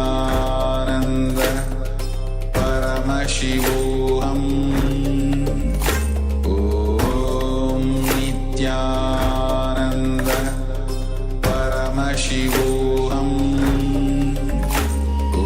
Om Nithyananda Paramashivoham. Om Nithyananda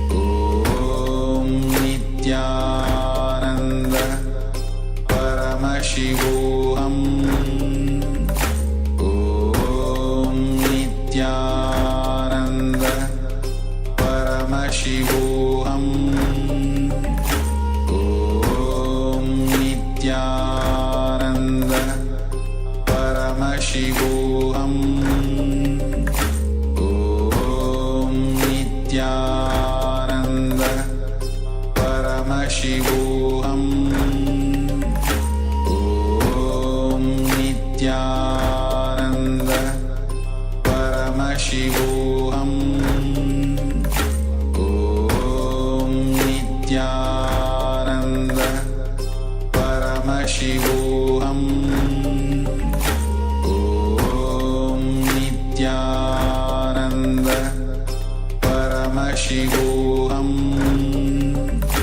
Om Nithyananda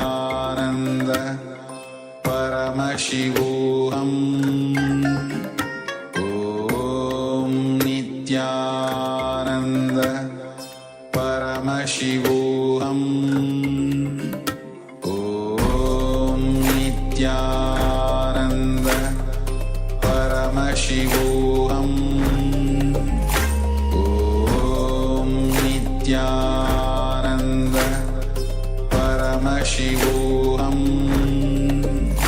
Om Nithyananda Paramashivoham Om Nithyananda Paramashivoham Om Nithyananda Paramashivoham Om Nithyananda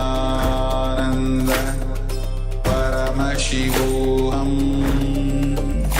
Om Nithyananda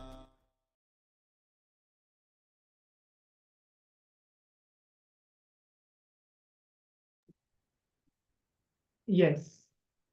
So now I request each of the participants to relax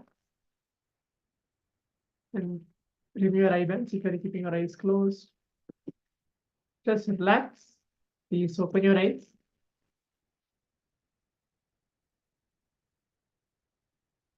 Yes.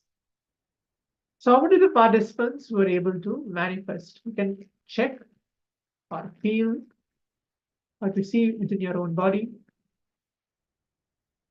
So this is the power. This is directly connected to the space of Paramashivoham because you are giving the command to your own body, which has the consciousness, which means the Paramashivoham, which is inside you, the Paramadvaita space, the space of oneness, or you can call it Swamiji's own inner space, which is there in each one of us, where he is telling the God particle, which is there in each one of us, will get awakened.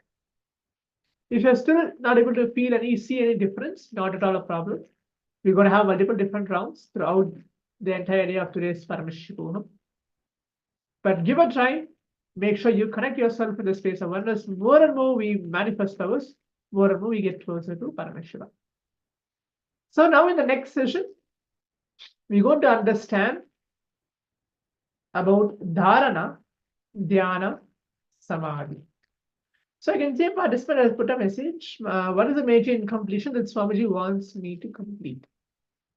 So see, all these questions are coming under the subject of root pattern. When we cover the subject of root pattern, you will understand what is the major incompletion that Swamiji wants you to complete. But still after the root pattern session, if you are not able to understand, not able to find your incompletion, the only way solution now is get the direct guidance from the Supreme Pontiff of Hinduism during everyday's darshan.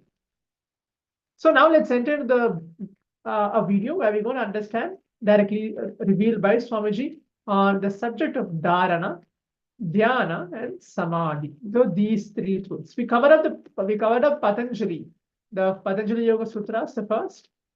The first was introduction to Ashtanga Yoga, and move on to the Patanjali Yoga Sutras. Now covering up the understanding of Dharana, Dhyana, and Samadhi.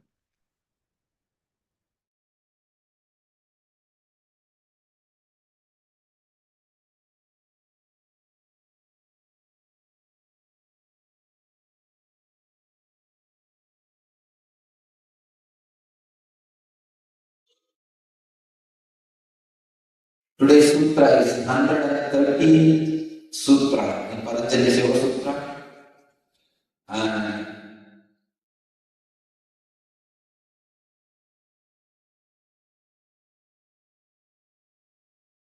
in the third chapter, 7th verse,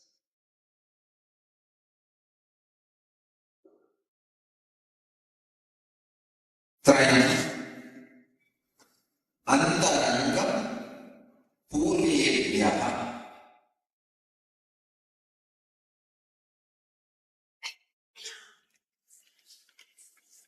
Swami Vivekananda translates the sutra as these three disciplines are more internal than those that precede. Swami Prabhupada translates these three are more direct aids to experience than the 5 minutes previously described. Swami Satchidananda translates as these three are more internal than the preceding 5 limbs.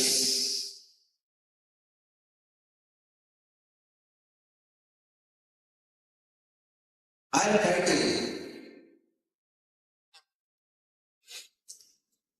give my own understanding and the sacred secret embedded in this sutra. I will interpret the sutra or express the sutra as Dharana, Dhyana, Samadhi are more internal than each other. Please understand. There are 8 steps described. Yama, Niyama, Asana, Pranayama, Pratyahara, Dharana, Dhyana, Samadhi. Many other translations say these 3 are more internal than the other 5, first 5. I will say these 3 are not only more internal, deeper than this 5, they are internal and deeper even the one next to each other.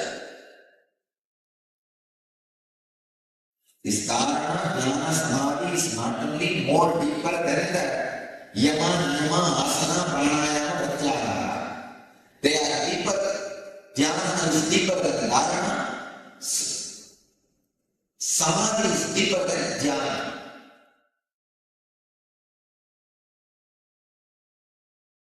You may think, what is the difference between these 2 interpretations, magical interpretations? What's the magical difference? Please understand.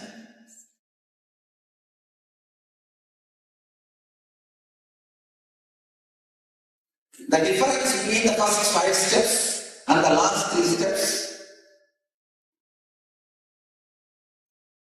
is not only quantitative, very qualitative. It's a qualitative difference. If you think the difference is only quantitative, you can always be cheated. You can miss your sadhana. Please understand. Understand. Now I will explain. Dharana, Dhyana, Samadhi is the best story I found to explain the Dharana, Dhyana, Samadhi.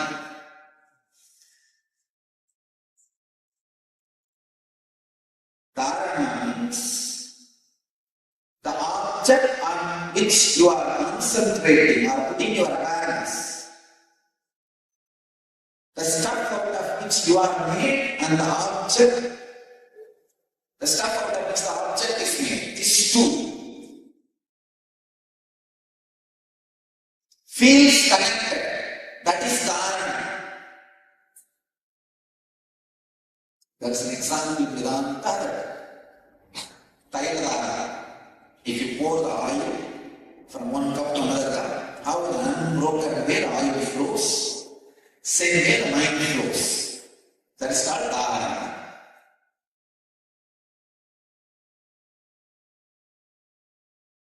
The stuff of that which your mind mind is made and the stuff out of which the object is made, both of them lose their boundary and merge or come closer. It is called dhyana. The stuff out of which your mind is made and the stuff out of which the object is made, both of them lose their identity completely into something else from which both of them came out is Sanatana.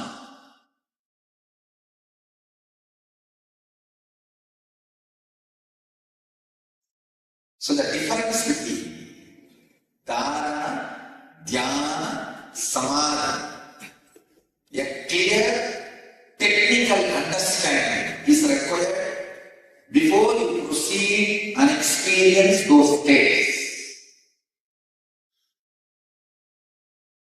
Find out in your life whether a flag is flopping, or wind is flopping, or mind is flopping, or mouths are flopping. You will understand in which stage you are in.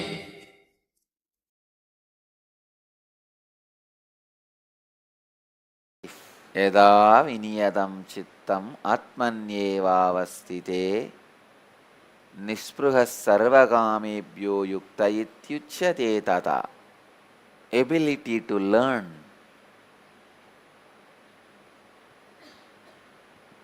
to identify the gap between two thoughts and ability to identify the source emotion from which thoughts are raising will make your chitta vinyata, means your mind disciplined. You will learn the discipline of the mind and you will be free from greed and fear. Then you are centered in yoga. You are centered in truth. I used to do this when I was in Ramakrishna Mission in Mylapore Mutt. Early morning the milkman will come with cows. The rule in the ashram is the fresh milk has to be offered to Ramakrishna. Ramakrishna used to be very particular that no water or anything is added into the milk. He loves the Bengali sweets. So the fresh milk has to be taken and they will make payasam, porridge out of that fresh milk and some milk sweets for him and offer. Still, many of the Ramakrishna Mutts keep that tradition. Cow has to come to the ashram near the temple. If they have their own cows, great, they will bring it from the ashram near the temple and milk and directly take it to the temple shrine. Even if they don't have cows, the milkman has to bring the cow from his house. They will not accept the milk got from the cows in the house itself. No. The cow has to come. They will bring in Chennai city, Mylapore, almost 1 kilometer. The milkman, every day morning and evening, he will come with 10 cows. Holding those 10 cows, he will come from the house to the mutt behind the temple. I was serving as a kitchen bandari and shrine bandari, means the in charge of kitchen and shrine. So morning I will sit when the milkman brings his cows and starts milking. It will be almost 1 hour process. I am such an active guy, 1 hour sitting silently is a big job. And I can't meditate also because this fellow may put some water or he may not wash his hands. I have to be sitting with open eyes, with awareness what is going on. After 2-3 days I was wondering, what is this? It's like a punishment for me. Every day morning I have to sit almost 1 hour seeing this guy milking the cows. Then I started wondering why this is started.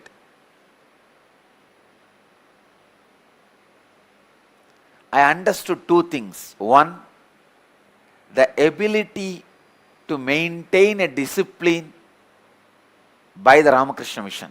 God. Ramakrishna has left the body 100 years before. In 1886, he left the body. Now it is already 2012. Still, they have the ability to retain the discipline, the Guru Bhakti.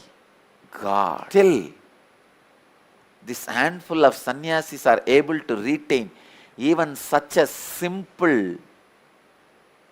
It is not that Ramakrishna gave an instruction, hey, after my death, all my Ramakrishna ashrams should get the cow and the milkman and milk the milk in front of my shrine and cook and feed me. No, he has not made the rule. The love for the master, how much of discipline brings in your mind. Why? I have to sit there. I understood the other dimension. The indiscipline of this milkman. How much ever you pay him or tell him, if you allow him to milk in the house itself, he will add water due to his greed. So, milkman's indiscipline, Ramakrishna's discipline, this too was the lesson I learnt in that 1 hour. It was a big revelation for me. Because I was wondering, why should these poor cows have to walk all the way from the house to the temple, and this milkman has to come here and milk? Even when I make the payasam, I will tie a cloth around my nose. I should not smell that. Only Bhagavan should smell. I used to wonder why this guy should come all the way with the cows and milk. Why should I sit early morning 1 hour with this guy? But I always liked that smell of Goshala. Goshala has a sweet smell, that cow dung and Panchagavya smell. I always liked that smell. So finally what I realized is this two. One, the discipline which comes to you because of Guru Bhakti, the indiscipline which comes to you because of just simple indisciplined lifestyle. It is not that that milkman is greedy, because mud gives enough money for him. It is just a habit. Milk means pour water. It has become indisciplined pattern, unconscious lifestyle. Then that day, when I realized this two truths, that day when I made the payasam and offered to Ramakrishna, I prayed, Bhagavan, just bless me. I never cross the discipline of the mind. I always live with a deep discipline of mind. I tell you, he really granted that to me. Discipline of mind. Chitta viniyatam. Discipline of mind lands in you when you know how to catch the gap between two thoughts. When you can smell the source emotion out of which the thoughts raise. Nothing else matters in the life other than disciplined mind. Just yesterday, I was reading some of the reminiscences about Ramana Maharishi. What a disciplined life he lived, oh God. Being a Bhagavan, Lord himself, landing on the human frame. What a disciplined life. Even his walking every day, that was his exercise. So much of discipline. At least 1 hour morning, 1 hour evening. He will not miss walking in the uphill. When I read the reminiscences, morning, when he comes out of samadhi, brushing, taking bath, preparing himself to sit for darshan and blessing the devotees, going for a walk, then having very little food, then coming back, again is darshan, then going for a walk, evening, darshan, the chanting and grazing and resting, everything was so disciplined, so regular. Whoever comes, even if the king or queen, those days even kings and queens used to come and have his darshan, he will not miss his walk. Even if the king or queen comes, they have to sit and wait. And he will not miss his time with his monkeys and pet animals. Even if the VIPs come, they have to sit and wait. He will tell them, no, this is the time for animals. Every day, he used to spend at least an hour or two. He had lot of pets, monkeys, peacocks, snakes, cheetah, rabbit, all sorts of animals. I can understand. Those days Arunachala would have been so rich. When I remember him and his life, I can never stop my overflowing emotions and devotion. I can say you may love any number of people in your life. You may marry any time in your life. You may do whatever you want. But your first love, the boy or girl who caught your heart or attention in your childhood, stays in your heart forever. Even after that person changes his form or quality. Same way, my first love is Ramana Maharishi. How many masters would have entered my life? How many people would have impressed me? How many people would have given me experiences, enlightenment, spirituality, different experiences? But Bhagavan still remains as my first love. Even after you grow, your priorities change, your preferences change, your taste changes. But even then, when you search for your life partner, you will see the imprint of your first love continues to remain and influences your search. Same way, Ramana Maharishi is my first love, and any number of masters I may connect with, worship, relate, have experience, darshan, read, but he continues to remain in me, influencing, inspiring. Any master I see, the qualities I search in them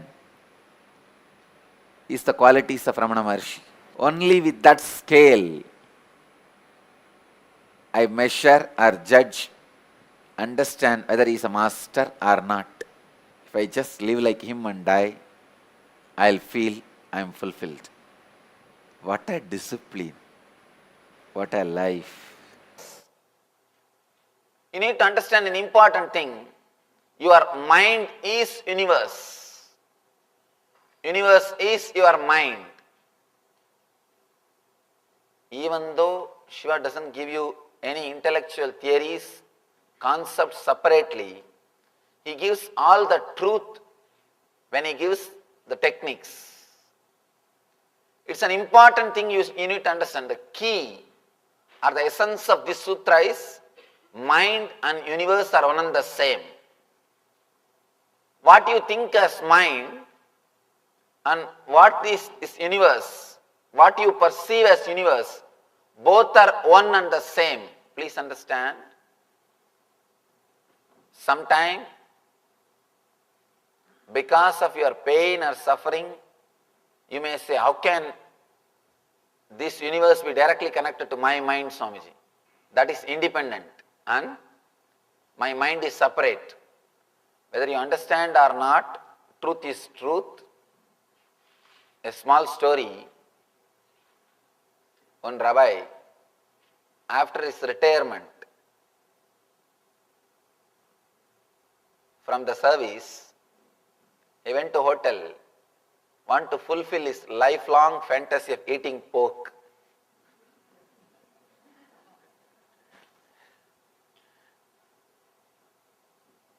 Somehow he couldn't control himself. He went to the hotel, chose a corner, he sat in a corner, ordered for pork. He was waiting and fighting with his conscience. Not only was waiting and fighting with his conscience. As things will happen, one family from his congregation entered the hotel. According to Jews, nobody should eat alone. So naturally they straight came to the rabbi's table and sat in his table to share the food. In 5 minutes, waiter brought the big plate, opened the lid to reveal the rose suckling pig with a big full apple, baked apple in the mouth. They were shocked. And Rabbi also showed as if he shocked, and he started shouting, see, this place, you just order for a baked apple and what you get. You just order for a baked apple and what you get. You may use these words to escape from others, but you can't escape from yourself. And after it comes, you may think you are not ordered, or you may act you are not ordered, but nothing is served to you unless you order. Your mind and the universe both are directly connected. What you enjoy, what you get from this universe is nothing but your mind. Shiva says in the last sutra, he says your mind stops. Now he says the universe stops. Your mind and the universe.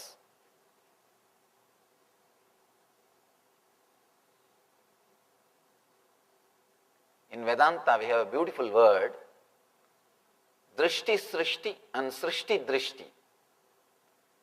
Drishti Srishti and Srishti Drishti. Srishti Drishti means what is you see. That's what we all believe. We are seeing what is. But Drishti Srishti means you create what you want to see. You create what you want to see.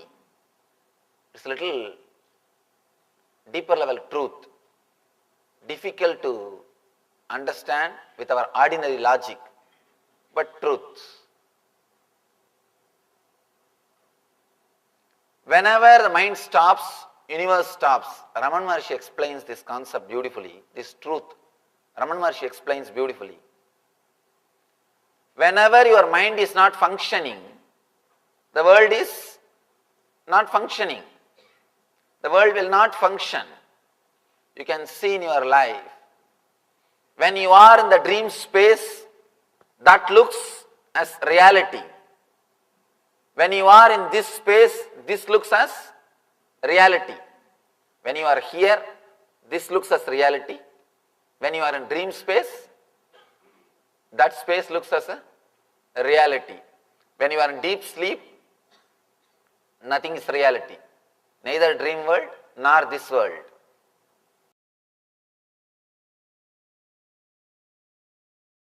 The nature of perception. I'll explore the phenomena of perception from the perspective of ancient traditions, philosophy, phenomenology, and modern science. Please listen. I am defining perception. Please listen. ध्यान से सुनिए. I am defining perception. Facts cognized by the patterns, the way the patterns react and respond to the facts is perception. Please understand the way your patterns respond to the facts is perception. Let me make it more clear. Understand this story. An old man goes to a nearby village. He is coming back to his home. From the distance he sees his house is on fire. That's all. He himself is literally boiling and burning. Rolling on the ground, crying.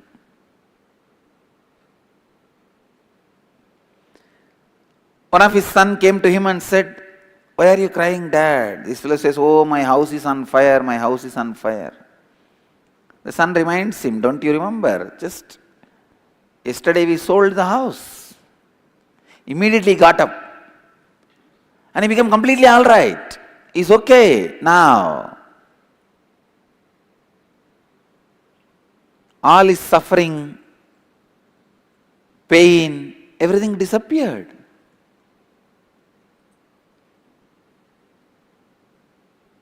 Everything will become all right. Everything became all right for him. But in few minutes, the second son comes and tells him, "Dad, we sold, that is true, but still money has not yet come to us. We have not received the money." Then again this fellow rolls on the ground and starts crying, "Oh, my house is on fire, my house is on my fire, my house is on fire." Listen, the same house burning, for few minutes, for the same person it was suffering, next few minutes it was not a suffering.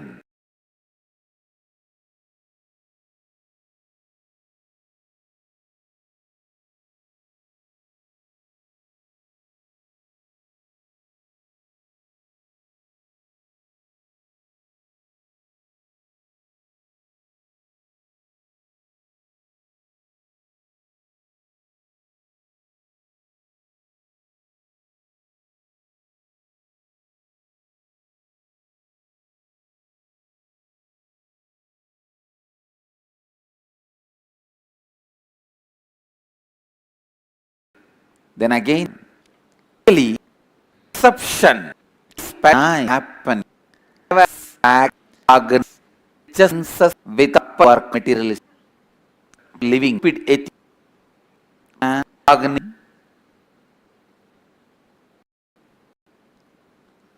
if it is completely all about the fact happening outside. For example, this man, I'll take this one example of house on the fire. This man sees house is on the fire and he is there. Even he is not bothered and is not about being not bothered. Listen, I am trying to give you the essence of philosophies. Essence of philosophies, please, which is the combination of your patterns and the facts. If the facts are playing 100% role, you don't have in. I wanted all of you to understand, not having a pattern and having complete consciousness is great.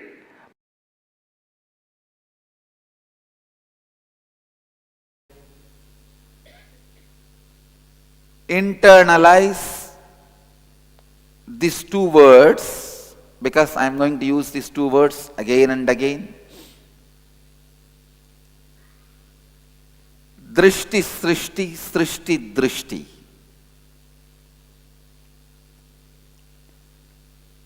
Srishti, drishti means you believe what is seen by you. You see what is. Drishti, srishti means, please understand,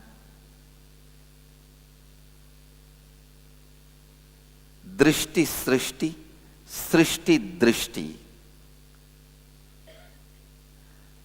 Drishti, srishti. Drishti means seeing. Srishti means creation.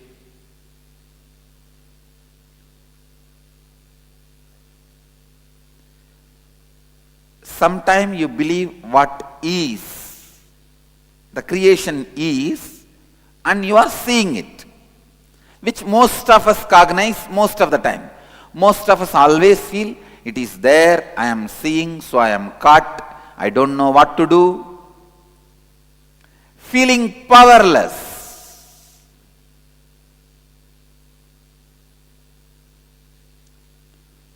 You put all the blame on what is. It is there, what can I do? Please understand. When you cognize, it is there, I am seeing, already you are lost. You lost the game. You are starting the losing war, losing battle. It is like you trying to conquer your wife by argument. No. It can never happen. It can never happen. You may be a great liar. I have seen great liars.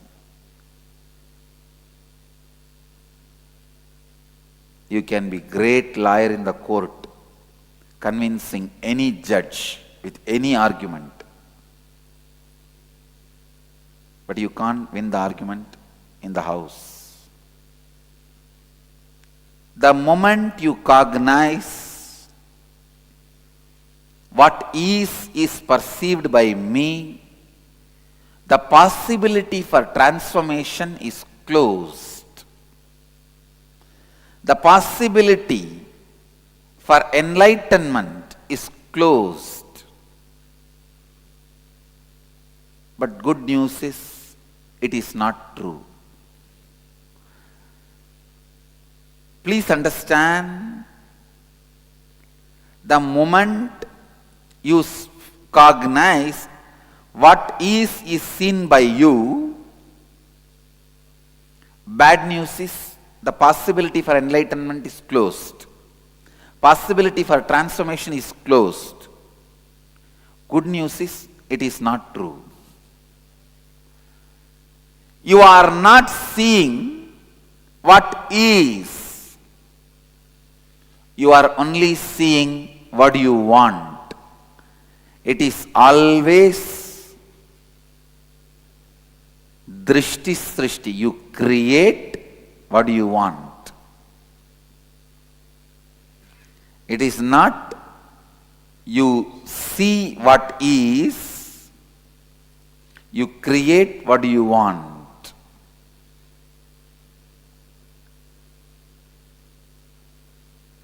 But so unfortunate, human beings are in a space of such an unfortunate level. Very strongly you believe what is only is perceived by you. Especially when you cross 35, 40, when the possibility for new way of thinking becomes difficult, and already with the old way of thinking you built your personality. Now if you change those basic truths, you have to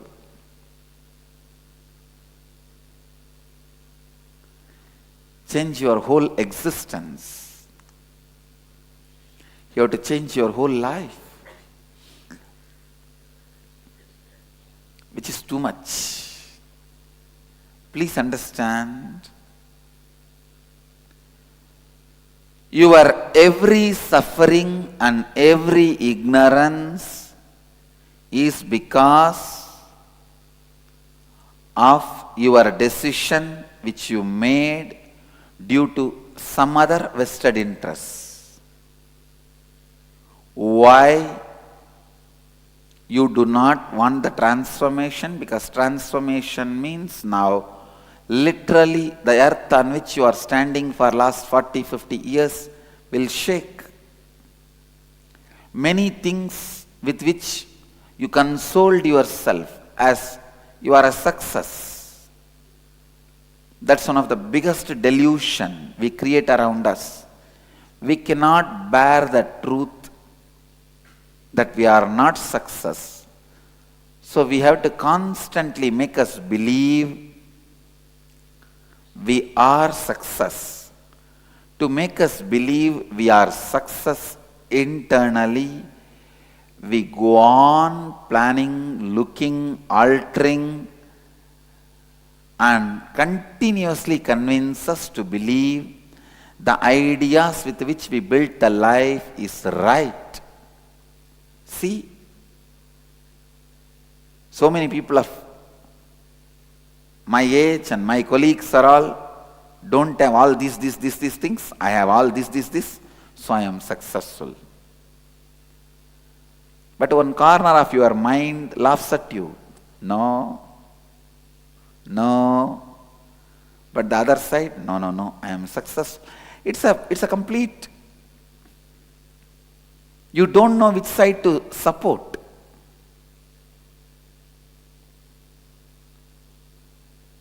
The person who finally lands into the utter confusion. Which side can I support? One part of me claims and consoles me I am success. One part of me claims and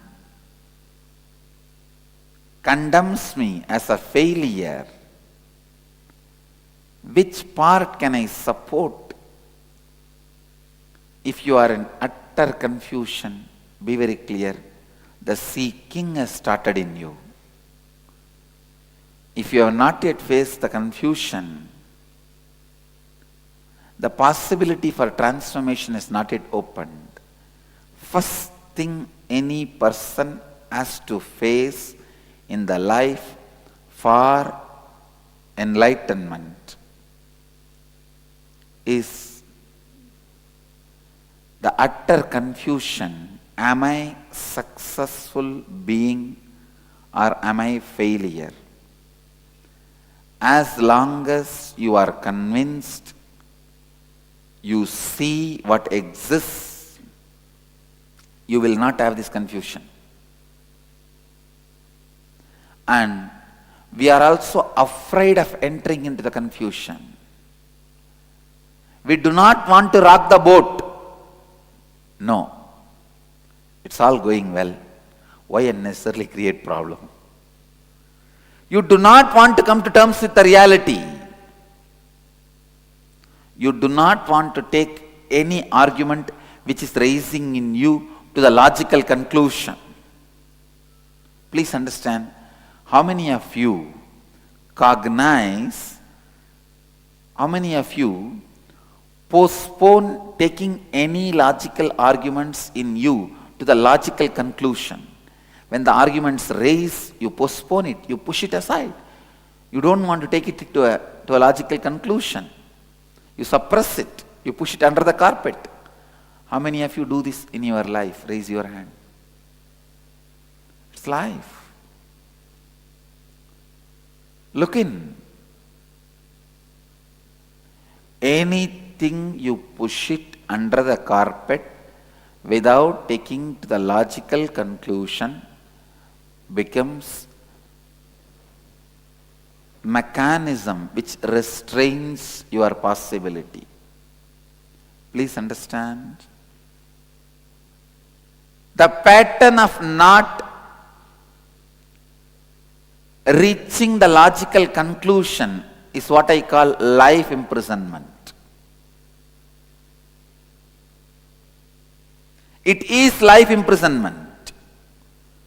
Constantly pushing things under the carpet, under the carpet, under the carpet. You don't understand. Under your carpet now a big volcano is there. You are sitting on a volcano. How will you be in rest? How will you be in restful awareness? That is why you are not able to sit with you. I have seen people who are not able to sit with themselves.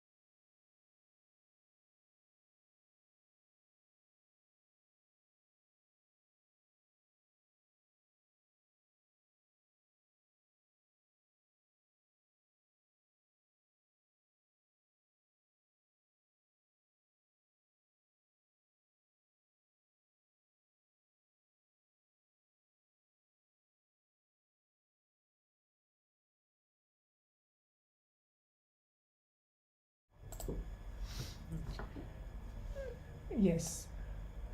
So I hope each of the participants understood the powerful cognitions revealed directly by Swamiji on the subject of dharana, dhyana and samadhi. The previous session we covered on the Patanjali Yoga Sutras, the various different interpretations, and Swamiji's own explanation on Patanjali Yoga Sutras as well. Now Swamiji has spoken on the subject of dharana, dhyana and samadhi. Now let's prepare ourselves. We're entering into the internalization process. Yes. So in this process, you will get empowered by one of the mystical technique to penetrate into others' consciousness, so that they will start listening to you beyond their logic. So this is the dharana technique to speak into listening of people, to make them cause your reality and their reality both. So not just your reality, but you are going to be speaking into their listening from the context of causing their reality also. It is going to be one of the very powerful energy space creation in you. So there is a 3-step process. In the first step, you are going to choose one person whose listening you want to speak. one person whose reality you want to cause. So it's not like you have some intention that you want to fulfill through others, but the context is there that you are going to fulfill their reality. That is the context. Then choose the instructions of the ideas you want to speak. So how you want to speak to them, pen down that exact words that you want to tell them. So to cause that reality in that person, whatever reality you want to cause for that person, to cause that reality, write down the complete script, all the instructions that you are going to be talking to him. Then pick up a mirror, invoke the person inside the mirror, and see into their third eye as you send the words directly into their consciousness. So this is the process that you are going to be doing. I request all of you to first you are going to start with choosing one of the person and choose what reality you want to cause.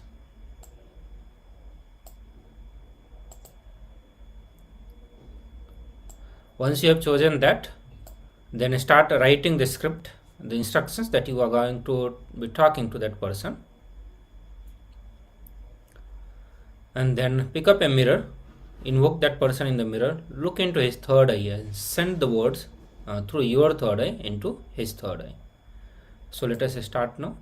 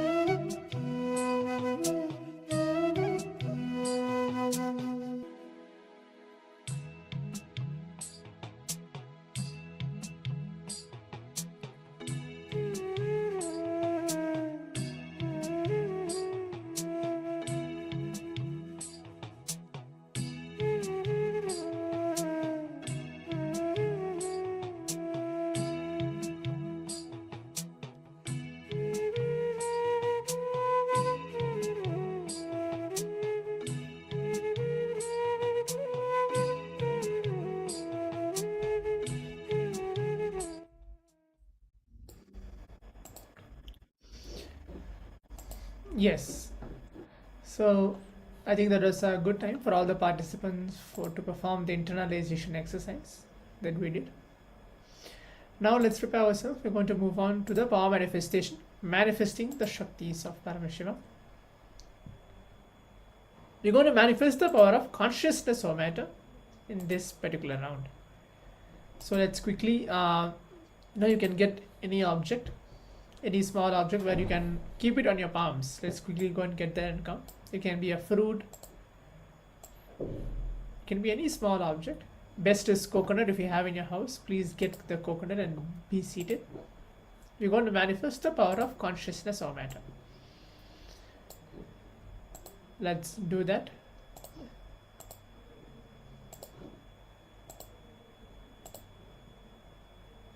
Bring yourself into the space of oneness as we remember Swamiji.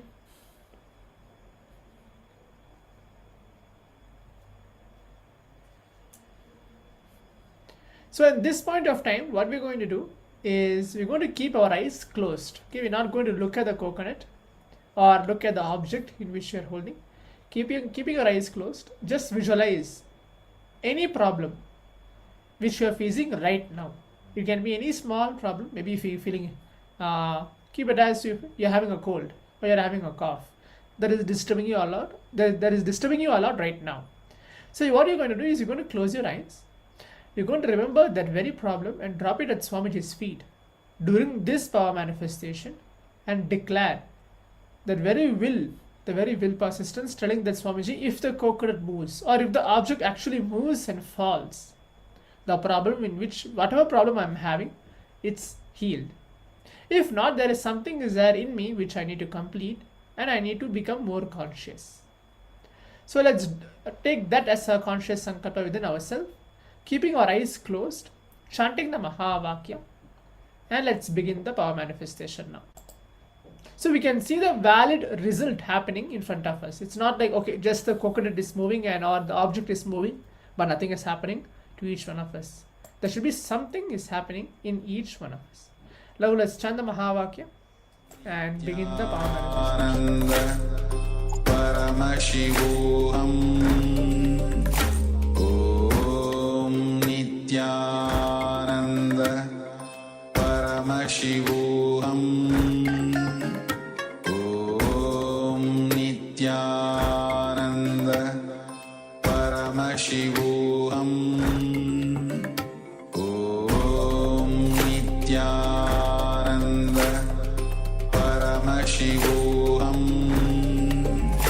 Om Nithyananda Paramashivoham Om Nithyananda Paramashivoham Om Nithyananda Paramashivoham